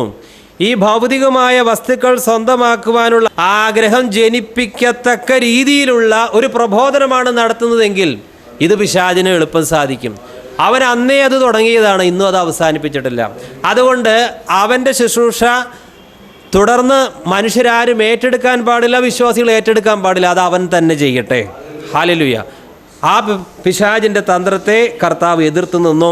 അതുപോലെ വ്യാജമായ സുവിശേഷം ലോകത്തെയും അതിലെ വസ്തുക്കളെയും സ്നേഹിക്കുവാൻ നമ്മെ പ്രേരിപ്പിക്കുന്ന രീതിയിലുള്ള ഒരു സുവിശേഷം ആര് പ്രസംഗിച്ചാലും അതിൽ നാം ആകൃഷ്ടരാകരുത്.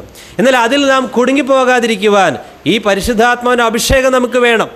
നാം തന്നെ ആത്മീയരായി തീരാത്തിടത്തോളം കാലം ഒരു പ്രസംഗം ദൈവാത്മാവിൽ നിന്നുള്ളതാണോ അല്ലാത്തതാണോ എന്ന് നമുക്ക് എങ്ങനെ വേർതിരിച്ചറിയാൻ സാധിക്കും? കാരണം ആത്മീയന് മാത്രമേ ആത്മീയമായത് വേർതിരിക്കാൻ സാധിക്കൂ. അല്ലാത്തവർക്ക് എല്ലാത്തിനും അവർ യെസ് പറയും. അവർക്കറിയില്ല, ഭേദാഭേദങ്ങൾ വിവേചിച്ചറിയാൻ സാധിക്കില്ല. 1 കൊരിന്ത്യർ 2:12. നാമോ ലോകത്തിൻ്റെ ആത്മാവിനെയല്ല ദൈവം നമുക്ക് നൽകിയത് അറിവാനായി ദൈവത്തിൽ നിന്നുള്ള ആത്മാവിനെ എത്രേ പ്രാപിച്ചത്. അത് ഞങ്ങൾ മനുഷ്യജ്ഞാനം ഉപദേശിക്കുന്ന വചനങ്ങളാലല്ല, ആത്മാവ് ഉപദേശിക്കുന്ന വചനങ്ങളാൽ തന്നെ പ്രസ്താവിച്ചുകൊണ്ട് ആത്മീകന്മാർക്ക് ആത്മീകമായത് തെളിയിക്കുന്നു. എന്നാൽ പ്രാകൃത മനുഷ്യൻ ദൈവാത്മാവിൻ്റെ ഉപദേശം കൈക്കൊള്ളുന്നില്ല, അത് അവന് ഭോഷത്വമാകുന്നു. ആത്മീകമായി വിവേചിക്കേണ്ടതാകയാൽ അത് അവനെ ഗ്രഹിക്കാൻ കഴിയുന്നതുമല്ല. ആത്മീകനോ സകലത്തെയും വിവേചിക്കുന്നു. ആത്മീയന് മാത്രമേ സകലത്തെയും വിവേചിക്കാൻ സാധിക്കുകയുള്ളൂ. ഇത് മാനുഷിക ബുദ്ധിയിലുള്ളൊരു വിവേചനമല്ല. ഞാൻ രക്ഷിക്കപ്പെടുന്നതിന് മുമ്പ് ഈ ദൈവത്തിൻ്റെ സത്യത്തിലേക്കും പരിശുദ്ധാത്മാവിനെക്കുറിച്ചൊക്കെ കാര്യമായിട്ട് മനസ്സിലാക്കാത്ത ആ പഴയ കാലത്ത്, കത്തോലിക്കനായി ജീവിച്ച കാലത്ത് ഇടയ്ക്കൊക്കെ ഞാൻ ബൈബിൾ വായിക്കുമായിരുന്നു. പ്രത്യേകിച്ച് ലേഖനങ്ങളൊക്കെ വായിക്കും, പക്ഷേ ഒന്നും കാര്യമായിട്ട് ഗ്രഹിക്കില്ല. എന്നാൽ പിന്നീട് ഈ പരിശുദ്ധാത്മാവുമായി ബന്ധപ്പെട്ടു ബൈബിൾ കുറച്ചുകൂടി വായിക്കാനായിട്ട് തുടങ്ങിയപ്പോൾ ദൈവാത്മാവിൻ്റെ സഹായത്താലാണ് ആ ലേഖനങ്ങളിലൊക്കെ എഴുതിയ കാര്യങ്ങൾ എന്താണെന്ന് അല്പമെങ്കിലും മനസ്സിലാക്കാൻ തുടങ്ങിയത്. ഇപ്പോഴും പൂർണ്ണമായിട്ടൊന്നും മനസ്സിലായിട്ടില്ല, പക്ഷേ അത് വായിക്കുമ്പോൾ ഇന്നതാണ് അതിൽ ഉദ്ദേശിച്ചിരിക്കുന്നതെന്ന് ഒരു പരിധിവരെയെങ്കിലും മനസ്സിലാക്കാൻ ഇപ്പോഴാണ് സാധിക്കുന്നത്. കാരണം ഞാൻ അന്ന് ആ കത്തോലിക്ക സഭയിൽ കൊന്തയും ചൊല്ലി പെരുന്നാളാഘോഷവും പെരുന്നാൾ പ്രദക്ഷിണത്തിൻ്റെ പുറകെയൊക്കെ നടന്ന് അമ്പുമളയുടെയും പിന്നാലെയൊക്കെ നടന്നാൽ എനിക്ക് പരിശുദ്ധാത്മാവിൻ്റെ വല്ല കൃപയും ലഭിക്കുമോ? അതുകൊണ്ട് ഞാനിത് വായിച്ചാലും മനസ്സിലാകുമായിരുന്നില്ല. എന്നാൽ ദൈവത്തിന് മഹാകരുണ തോന്നിയതുകൊണ്ട് ഇപ്പോൾ അത് വായിക്കുമ്പോൾ എന്താണ് പ്രാഥമികമായിട്ട് അവിടെ പറഞ്ഞിരിക്കുന്നത് എന്നുള്ളത് അതിൻ്റെ പൂർണ്ണമായ അർത്ഥത്തിലൊന്നും ഉൾക്കൊള്ളാൻ ഇപ്പോഴും എത്തിയിട്ടില്ല. നമ്മൾ പഠിച്ചുകൊണ്ടേയിരിക്കുകയാണ്. ഓക്കെ, എങ്കിലും ആ മറ നീക്കി കിട്ടി. Price the Lord. അല്ലാത്തിടത്തോളം കാലം അത് നീങ്ങുകയില്ല. യോഹന്നാൻ 16:14 അവൻ എനിക്കുള്ളതിൽ നിന്ന് എടുത്ത് നിങ്ങൾക്ക് അറിയിച്ചു തരുന്നത് കൊണ്ട് എന്നെ മഹത്വപ്പെടുത്തും. ഇവിടെ അവൻ എന്ന് പറയുന്നത് പരിശുദ്ധാത്മാവാണ്, എന്നെ എന്ന് പറയുന്നത് യേശു ക്രിസ്തുവാണ്. അവൻ എനിക്കുള്ളതിൽ നിന്ന് എടുത്ത് നിങ്ങൾക്ക് അറിയിച്ചു തരുന്നത് കൊണ്ട് എന്നെ മഹത്വപ്പെടുത്തും. പരിശുദ്ധാത്മാവ്, സത്യാത്മാവ് വാസ്തവമായും ഒരു വിശ്വാസിയിൽ വന്നാൽ വിശ്വാസി പിന്നെ മനുഷ്യരെയല്ല മഹത്വപ്പെടുത്തുക, മരിച്ചുപോയ വിശുദ്ധരെയല്ല മഹത്വപ്പെടുത്തുക, കർത്താവായ യേശുവിനെയായിരിക്കും മഹത്വപ്പെടുത്തുക. പരിശുദ്ധാത്മാവ് യഥാർത്ഥത്തിൽ ഒരുവന് ലഭിച്ചിട്ടുണ്ടോ എന്നുള്ളതിന് തെളിവെന്താണ്? അവൻ മനുഷ്യരെ മഹത്വപ്പെടുത്തുന്നില്ല, അവൻ യേശുവിനെ മഹത്വപ്പെടുത്തും. ഒരു കാലത്ത് ഞാൻ മറിയത്തെയും പുണ്യാളന്മാരെയും ഒക്കെ മഹത്വപ്പെടുത്തിയാണ് ജീവിച്ചത്. കൊന്തയിലും നൊവേനയിലുമെല്ലാം ആ വിശുദ്ധരുടെ പ്രവൃത്തികൾ, അവരുടെ യോഗ്യതകൾ, അതിനെയൊക്കെ മഹത്വപ്പെടുത്തുന്ന ഒരുപാട് കാര്യങ്ങളാണ് എഴുതിയിരിക്കുന്നത്. ഇടയ്ക്ക് ഈ കൊന്തയിലും നൊവേനയിലും എല്ലാം കർത്താവിൻ്റെ പേരും വരുന്നുണ്ട്. എന്തിനാണ് ഈ കൊന്തയിലും നൊവേനയിലും കർത്താവിൻ്റെ പേര് അവരെഴുതിയിരിക്കുന്നത്? ആ പ്രാർത്ഥന എഴുതി കണ്ടുപിടിച്ചവർ കർത്താവിലേക്ക് മനുഷ്യരടുപ്പിക്കാനല്ല, പിന്നെയോ കർത്താവിൻ്റെ പേര് നിമിത്തം മറിയത്തിലേക്കും പുണ്യാളന്മാരിലേക്കും ജനത്തെ കൊണ്ടുപോകണം. കാരണം കർത്താവിലേക്ക് ജനം എടുത്താൽ പിന്നെ മറിയത്തെ പുണ്യാളന്മാരെയും വിടും. മനസ്സിലായോ? അപ്പോൾ അതുകൊണ്ട് തെറ്റിദ്ധാരണ വരാതിരിക്കുവാൻ ഞങ്ങൾ കർത്താവിനെ ഒഴിവാക്കിയിട്ടില്ല. ഈ പ്രാർത്ഥന തുടക്കത്തിൽ പിതാവിനും പുത്രനും പരിശുദ്ധാവിനും സ്തുതി എന്നൊക്കെ പറയും. എന്നിട്ടാണ് മറിയത്തോടും പുണ്യാളന്മാരോടും പ്രാർത്ഥിക്കുന്നത്. കാരണം തികഞ്ഞ വഞ്ചനയാണത്. കാരണം പിതാവിലേക്കും പുത്രനിലേക്കും പരിശുദ്ധാത്മാവിലെ ദൈവത്തെ അടുപ്പിക്കുകയല്ല ലക്ഷ്യം, പിന്നെയോ ഈ പുണ്യാളന്മാരിലേക്കും മറിയത്തിലേക്കും ജനത്തെ അടുപ്പിക്കണം. അതിന് പിതാവിൻ്റെയും പുത്രൻ്റെയും പരിശുദ്ധാത്മാവിൻ്റെയും പേര് ഒരു നിമിത്തമാക്കുകയാണ്. ഇത് കടുത്ത നീതിയാണ്, ജനത്തെ വഞ്ചിക്കുകയാണ് ചെയ്യുന്നത്. യേശു പറഞ്ഞത് അധ്വാനിക്കുകയും ഭാരം വഹിക്കുകയും ചെയ്യുന്നവർ മറിയത്തിൻ്റെ അടുത്തേക്ക് പോകാനല്ല, അധ്വാനിക്കുകയും ഭാരം വഹിക്കുകയും ചെയ്യുന്നവർ എൻ്റെ അരികിലേക്ക് വരും. പിന്നെ എന്തിനാണ് മറിയത്തിൻ്റെ അരികിലേക്ക് പോകുന്നത്? ചെട്ടിക്കാടേക്ക് പോകുന്നത്, കലൂർക്ക് പോകുന്നത്? എന്തിനാ പോകുന്നത്? അധ്വാനിക്കുകയും ഭാരം വഹിക്കുകയും ചെയ്യുന്നവർ എൻ്റെ അരികിലേക്ക് വരണം. വേറെ ആരുടെയെങ്കിലും അരികിലേക്ക് പോകുവാൻ ആരെങ്കിലും നിർദ്ദേശം തന്നാൽ അത് ദൈവാത്മാവിൻ്റെ പ്രബോധനമല്ല എന്ന് മനസ്സിലാക്കിക്കൊള്ളണം. സത്യത്തിൻ്റെ ആത്മാവ് നമ്മളെ സകല സത്യത്തിലും വഴി നടത്തും. ഇത് പിശാച് ഭരിക്കുന്ന ലോകം, എന്നാൽ ദൈവവൈതൽ അതിനെതിരെ ഒഴുകുന്നവനാണ്. Price the Lord. ദൈവത്തിൻ്റെ പരിശുദ്ധാത്മാവുള്ള വ്യക്തി മനുഷ്യനെ മഹത്വപ്പെടുത്തുന്നില്ല. ഇന്ന് പലപ്പോഴും ചില വിശുദ്ധർ, അവർക്ക് രോഗം വന്നു, അവർ വല്ലാതെ കഷ്ടത അനുഭവിച്ചു, അവർക്ക് മാറാവ്യാധി വന്നു, അവർ ചില വീര്യപ്രവൃത്തികൾ ചെയ്തു, അതുകൊണ്ട് നിങ്ങളൊക്കെ ഇനി ഇവരെ മഹത്വപ്പെടുത്തി ഇവരോട് പ്രാർത്ഥിച്ചോ എന്നാണ് പറയുന്നത്. ദൈവം വെറുക്കുന്നൊരു കാര്യമാണ് ദൈവം തന്നെ സൃഷ്ടിച്ച വ്യക്തികൾക്ക് മഹത്വം കൊടുക്കുക എന്നുള്ളത്. ഈ പുണ്യാളന്മാർ, ഈ വിശുദ്ധന്മാർ, വാസ്തവത്തിൽ അവർ വിശുദ്ധന്മാരാണെങ്കിൽ ഇവരെയൊക്കെ സൃഷ്ടിച്ചത് ആരാണ്? ദൈവമാണ്. ദൈവം തന്നെ സൃഷ്ടിച്ച വ്യക്തികൾക്കും വസ്തുക്കൾക്കും മഹത്വം കൊടുക്കുക എന്നുള്ളതാണ് ഏറ്റവും വലിയ പാപം. ലോകത്തിലെ ജനത കല്ലിനെയും മരത്തെയും ഒക്കെ പൂജിക്കുന്നുണ്ട്. ഈ കല്ലിനെയും മരത്തെയും വൃക്ഷത്തെയൊക്കെ സൃഷ്ടിച്ചതാര? ദൈവം തന്നെയാണല്ലോ. ദൈവത്തെ ആരാധിക്കേണ്ടതിന് പകരം ദൈവം സൃഷ്ടിച്ച വ്യക്തികൾക്കോ വസ്തുക്കൾക്കോ മഹത്വം കൊടുക്കുന്നതാണ് ദൈവത്തിന് സഹിക്കാൻ പറ്റാത്തതായ പാപം. അതുകൊണ്ട് റോമാലേഖനം 1:21-25 വരെ അതിൽ ചില ഭാഗങ്ങളാണ് വായിക്കുന്നുള്ളൂ. ദൈവത്തെ അറിഞ്ഞിട്ടും അവനെ ദൈവമെന്ന് ഓർത്ത് മഹത്വീകരിക്കുകയോ നന്ദി കാണിക്കുകയോ ചെയ്യാതെ തങ്ങളുടെ നിരൂപണങ്ങളിൽ വ്യർത്ഥരായി തീർന്നു. അവരുടെ വിവേകമില്ലാത്ത ഹൃദയം ഇരുണ്ടുപോയി. ജ്ഞാനികളെന്ന് പറഞ്ഞുകൊണ്ട് അവർ മൂഢരായിപ്പോയി. അക്ഷയനായ ദൈവത്തിൻ്റെ തേജസ്സിനെ അവർ ക്ഷയമുള്ള മനുഷ്യൻ, പക്ഷി, നാൽക്കാലി, ഇടജാതി എന്നിവയുടെ രൂപസാദൃശ്യമായി മാറ്റിക്കളഞ്ഞു. സൃഷ്ടിച്ചവനേക്കാൾ സൃഷ്ടിയെ ഭജിച്ച് ആരാധിച്ചു. സൃഷ്ടിച്ചവനേക്കാൾ സൃഷ്ടിയെ ഭജിച്ച് ആരാധിച്ചു. ഇതാണ് ലോകത്തിൽ നടക്കുന്നത്. ഇങ്ങനെ മനുഷ്യനെ കൊണ്ട് ചെയ്യിപ്പിക്കുന്നത് ആരാണ്? സൃഷ്ടിച്ചവൻ ആരാധിക്കേണ്ടത് സ്ഥാനത്ത് എന്തുകൊണ്ട് മനുഷ്യൻ സൃഷ്ടിയുടെ പുറകെ പോകുന്നു? മനുഷ്യ ദൈവങ്ങളുടെ പുറകെ പോകുന്നു, പുണ്യാളന്മാരുടെ പുറകിൽ പോകുന്നു, മാതാവിൻ്റെ പുറകിൽ പോകുന്നു, ദൈവമല്ലാത്തതിൻ്റെ പുറകിൽ എന്തുകൊണ്ട് പോകുന്നു? കാരണം ഒരു വ്യാജത്തിൻ്റെ ശക്തി സത്യവചനത്തിൽ നിന്ന്, യേശു ക്രിസ്തുവിൽ നിന്ന് മനുഷ്യരെ അകറ്റുവാൻ പല വേഷത്തിലും രൂപത്തിലും ക്രിസ്തീയതയുടെ മറവിൽ പോലും പ്രവർത്തിക്കുകയാണ്. ഇതിൽ നിന്ന് നമ്മെ രക്ഷിക്കുന്നത് പരിശുദ്ധാത്മാവാണ്. ദൈവത്തിൻ്റെ ആത്മാവ് നമ്മളെ സകല സത്യത്തിലും വഴി നടത്തും. ഇത് മാത്രമല്ല, നാം അനാവശ്യമായിട്ട് വേവലാതിപ്പെടുക, ഭാവിയെക്കുറിച്ചിട്ട് ഉത്കണ്ഠാകുലത, ഇതാണ് പിശാചിൻ്റെ ആഗ്രഹം. നീ ദൈവത്തിലാണെന്നല്ല അവകാശപ്പെടുന്നത്, നീ സ്നാനപ്പെട്ടു എന്നല്ല അവകാശപ്പെടുന്നത്. അത് ശരി, അങ്ങനെ നീ സന്തോഷിക്കേണ്ട. നീ നാളെ എന്ത് തിന്നും, നിൻ്റെ ഭാവി എന്താകും, നിൻ്റെ മക്കളുടെ കല്യാണം എങ്ങനെ കഴിയും, ഇതിനെക്കുറിച്ച് നിങ്ങൾ വേവലാതിപ്പെട്ടെങ്കിൽ നടന്നു. എൻ്റെ കട എങ്ങനെ വീടും, ഇങ്ങനെ നീ വേവലാതിപ്പെട്ട് നടന്നു. ഇത് നമ്മൾ തിരിച്ചറിയണം. കർത്താവിൽ എപ്പോഴും സന്തോഷിക്കുവാൻ അവകാശം പ്രാപിച്ച ജനമാണ് ദൈവ പൈതൽ. നിരാശപ്പെടുന്നത് കൊണ്ടും ഉത്കണ്ഠപ്പെടുന്നത് കൊണ്ടും നമ്മുടെ ആത്മീയത വർദ്ധിക്കുന്നില്ല. ഒരടി പോലും നമുക്ക് മുന്നോട്ട് ആത്മീയ വർധന ലഭിക്കുന്നുമില്ല. പിന്നോട്ടാണ് നമ്മുടെ യാത്ര. ആകുലതയും ഉത്കണ്ഠയും നിരാശയും നമ്മുടെ ആത്മീയ യാത്രയെ പിന്നോട്ടാണ് കൊണ്ടുപോവുക. അപ്പോസ്തലനായ പൗലോസിൻ്റെ ജീവിതത്തിൽ തകർച്ചകൾ, പ്രയാസങ്ങൾ, വേദനകൾ, വലിയ മാനസിക സംഘർഷങ്ങൾ, മറ്റുള്ളവർ ഉപേക്ഷിക്കുന്ന അവസ്ഥ, പട്ടിണി, ഞെരുക്കമൊക്കെ വന്നിട്ടുണ്ട്. പക്ഷേ പൗലോസ് അതൊക്കെ ഓർത്ത് ദുഃഖിക്കുകയാണ് ചെയ്തത്. പിന്നിലുള്ളതിനെ മറന്ന് മുന്നിലുള്ള ലാക്കിലേക്കാണ് ഞാൻ ഓടുന്നത്. കഴിഞ്ഞ കാല ജീവിതത്തിലെ പരാജയങ്ങളും നഷ്ടങ്ങളും ഓർത്ത് നമ്മളിങ്ങനെ വേവലാതിപ്പെട്ട് ജീവിക്കുക, അതാണ് പിശാചിന് ഇഷ്ടം. എന്തുകൊണ്ട്? പിശാചിന് ലെവലേശം പോലും സന്തോഷം ഇല്ലാത്തത് കൊണ്ട് ദൈവമക്കളുടെ സന്തോഷം കാണുമ്പോൾ അവൻ അസൂയയാണ്. ഹല്ലേലൂയ. അതുകൊണ്ട് നാം ഒരിക്കലും വഞ്ചിക്കപ്പെടരുത്. പ്രിയമുള്ളവരെ, ദൈവമക്കൾ ആരെ മഹത്വപ്പെടുത്തും? നിങ്ങളെ വിളിച്ചവൻ്റെ സദ്ഗുണങ്ങളെ പ്രഘോഷിക്കുവാൻ തക്ക രീതിയിൽ ദൈവം നമ്മളെ രാജകീയ പുരോഹിതന്മാരാക്കി, സ്വന്തം ജനമാക്കി, വിശുദ്ധ ജനമാക്കി. അതുകൊണ്ട് ദൈവമക്കൾ എന്തുകൊണ്ട് കൊന്തയില്ലെന്നില്ല, എന്തുകൊണ്ട് നൊവേന ചെല്ലുന്നില്ല? കാരണം അവരെ വിളിച്ച യേശു ക്രിസ്തുവിൻ്റെ സദ്ഗുണങ്ങൾ ധാരാളം പ്രസ്താവിക്കാനുണ്ട്. വിളിച്ചവൻ്റെ സദ്ഗുണങ്ങൾ പ്രസ്താവിക്കുവാൻ ഒരുവനുണ്ടെങ്കിൽ ഒരു കാര്യം മനസ്സിലാക്കും. ഈ മനുഷ്യർ അവർക്കുണ്ടെന്ന് പറയുന്ന, ചില വിശുദ്ധർക്കുണ്ടെന്ന് പറയുന്ന സദ്ഗുണങ്ങളൊക്കെ എത്രയോ നിസ്സാരമാണ്. ക്രിസ്തുവിൻ്റെ സദ്ഗുണവുമായി തട്ടിച്ചു നോക്കുമ്പോൾ മനുഷ്യരുടെ സദ്ഗുണങ്ങൾ എത്ര നിസ്സാരമാണ്. അതുകൊണ്ട് ദൈവ പൈതലിൻ്റെ ലക്ഷ്യം എന്നെ വിളിച്ച കർത്താവിനെ പ്രഘോഷിക്കുക എന്നുള്ളതാണ്. 1 പത്രോസ് 2:9 നിങ്ങളും അന്ധകാരത്തിൽ നിന്ന് തൻ്റെ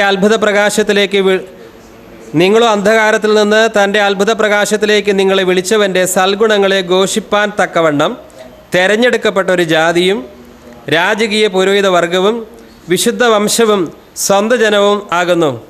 ഒരു കാലത്ത് ഈ ലോകത്തിൽ മനുഷ്യരുടെ, മറിയത്തിൻ്റെ അല്ലെങ്കിൽ പല പുണ്യാളന്മാരുടെ സൽഗുണങ്ങളെയൊക്കെയും പ്രസ്താവിച്ച് നടന്നു.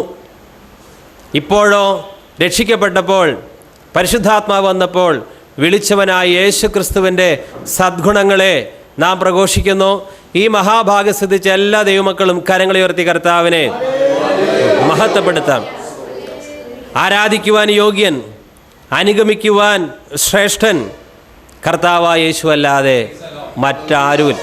എല്ലാ മനുഷ്യരുടെ ജീവിതത്തിലും, ലോകം വിശുദ്ധർ എന്ന് കരുതുന്ന എല്ലാ മനുഷ്യരുടെ ജീവിതത്തിലും അബദ്ധങ്ങൾ, പാപങ്ങളെല്ലാം വന്നിട്ടുണ്ട്. കാരണം നീതിമാനായി ഒരുത്തൻ പോലുമില്ല. എല്ലാവരും പാപം ചെയ്ത് ദൈവമഹത്വത്തിന് അയോഗ്യരായി തീർന്നു, അഥവാ ദൈവ തേജസ് നഷ്ടപ്പെടുത്തി.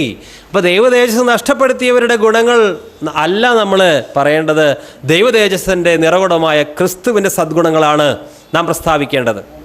ചിലരിങ്ങനെ പറയാറുണ്ട്, പ്രത്യേകിച്ച് കത്തോലിക്ക സഭയിലൊക്കെ, മാതാവ് എനിക്ക് കാര്യം നടത്തി തന്നു.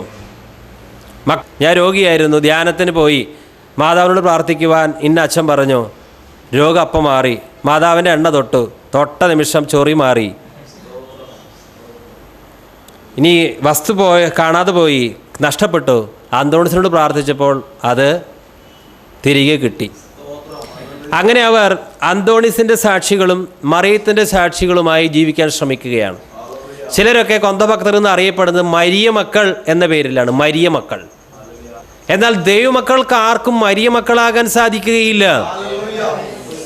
ഒരാൾ പറഞ്ഞതുപോലെ ക്രിസ്തുവിനെ അനുഗമിക്കുന്നവനാണ് ക്രിസ്ത്യാനി, മറിയത്തെ അനുഗമിക്കുന്നവൻ മറിയാനി എന്നാണ്.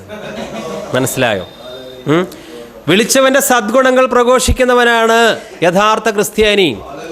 അവൻ തിരഞ്ഞെടുക്കപ്പെട്ടവനാണ്, രാജകീയ പുരോഹിതനാണ്. Praise the Lord. ഇവരാരെയാണ് ജീവിതത്തിൽ മഹത്വപ്പെടുത്തുന്നത്? യേശുവിനെയാണോ മറിയത്തെയല്ലേ? കർത്താവായ യേശു പറഞ്ഞത് നിങ്ങൾ ഏതെങ്കിലും ഒരു വിശുദ്ധൻ്റെ സാക്ഷിയാകാനല്ല പറഞ്ഞത്, കർത്താവായ എൻ്റെ സാക്ഷിയാകാനാണ്. ദൈവമക്കൾ ലോകത്തിൻ്റെ മുമ്പാകെ ക്രിസ്തുവിൻ്റെ സാക്ഷ്യം വഹിക്കുന്നവരാണ്. അല്ലാതെ കൊന്തയെല്ലി കാര്യം നടന്നു മറിയത്തെ മഹത്വപ്പെടുത്തി മറിയത്തിൻ്റെ സാക്ഷിയായി ജീവിക്കേണ്ടവരല്ല ക്രിസ്ത്യാനികൾ. യഥാർത്ഥ ദൈവമക്കളൊന്നും ഒരിക്കലും ഈ രീതിയിൽ മറിയത്തിൻ്റെ സാക്ഷിയാകാനോ മരിമക്കളാകുവാനോ ലക്ഷം രൂപ കൊടുത്താലും കോടി രൂപ കൊടുത്താലും അവർ തയ്യാറാവുകയില്ല. പ്രിയമുള്ളവരെ, യോഹന്നാൻ്റെ സുവിശേഷത്തിൽ വളരെ വ്യക്തമായി കർത്താവ് പറഞ്ഞിട്ടുണ്ട് നിങ്ങൾ ആരുടെ സാക്ഷിയാകണമെന്നുള്ളത്. ക്രിസ്തുവിൻ്റെ സാക്ഷിയാകണമെങ്കിൽ പരിശുദ്ധാത്മാവിൻ്റെ സഹായം ആവശ്യമാണ്. യോഹന്നാൻ എഴുതിയ സുവിശേഷം 15-ാം അധ്യായം 26-27 വാക്യങ്ങൾ രണ്ട് സഹോദരങ്ങൾക്ക് വായിക്കാം. യോഹന്നാൻ 15-ന്റെ 26-27 വാക്യങ്ങൾ.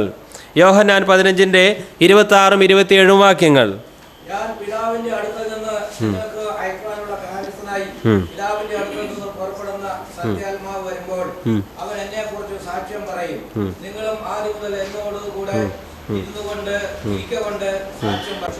യോഹന്നാൻ എഴുതിയ സുവിശേഷം 15-ാം അധ്യായം 26-27 വാക്യങ്ങൾ. ഞാൻ പിതാവിൻ്റെ അടുക്കൽ നിന്ന് നിങ്ങൾക്ക് അയക്കുവാനുള്ള കാര്യസ്ഥനായി പിതാവിൻ്റെ അടുക്കൽ നിന്ന് പുറപ്പെടുന്ന സത്യാത്മാവ് വരുമ്പോൾ അവൻ എന്നെക്കുറിച്ച് സാക്ഷ്യം പറയും. നിങ്ങളും ആദ്യം മുതൽ എന്നോടുകൂടി ഇരിക്കൊണ്ട് സാക്ഷ്യം പറയുവിൻ. ഞാൻ പിതാവിൻ്റെ അടുക്കൽ നിന്ന് നിങ്ങൾക്ക് അയക്കുവാനുള്ള കാര്യസ്ഥനായി പിതാവിൻ്റെ അടുക്കൽ നിന്ന് പുറപ്പെടുന്ന സത്യാത്മാവ് വരുമ്പോൾ അവൻ എന്നെക്കുറിച്ച് സാക്ഷ്യം പറയും. ഇപ്പോൾ ദൈവമക്കളിലുള്ള പരിശുദ്ധാത്മാവ് യേശുവിനെക്കുറിച്ച് നമ്മോട് സാക്ഷ്യം പറഞ്ഞുകൊണ്ടിരിക്കുകയാണ്. ഇങ്ങനെ പരിശുദ്ധാത്മാവ് ക്രിസ്തുവിനെക്കുറിച്ച് നമ്മോട് സാക്ഷ്യം പറഞ്ഞുകൊണ്ടിരിക്കുന്നു. അതുകൊണ്ട് നാം ലോകത്തിന് മുമ്പാകെ യേശുവിനെക്കുറിച്ച് സാക്ഷ്യം നൽകുന്നവരാണ്. ഞാൻ രക്ഷിക്കപ്പെടുന്നതിന് മുമ്പ് ഒരിക്കലും യേശുവിനെക്കുറിച്ച് മറ്റുള്ളവരോട് പറഞ്ഞിരുന്നില്ല. ഈ സുവിശേഷം മറ്റുള്ളവർ പറയേണ്ട ഒരു ആവശ്യമുണ്ടോ എന്ന് എനിക്ക് അറിയുമായിരുന്നില്ല. എന്നാൽ ദൈവത്തിൻ്റെ ആത്മാവ് എന്നിൽ വന്നപ്പോഴാണ് ക്രിസ്തു ആരാണെന്ന് പരിശുദ്ധാത്മാവ് ആദ്യം എന്നെ ബോധ്യമാക്കി തന്നത്.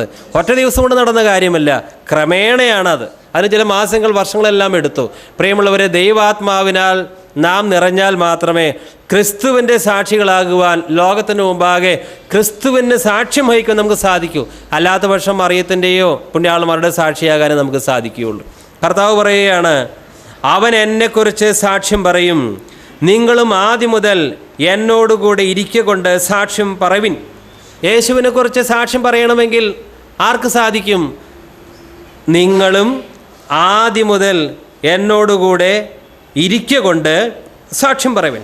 ക്രിസ്തുവിനോടുകൂടി ഇരിക്കുന്നവർക്ക് മാത്രമേ, ക്രിസ്തുവിൽ വസിക്കുന്നവർക്ക് മാത്രമേ, ക്രിസ്തുവിനോടുകൂടെ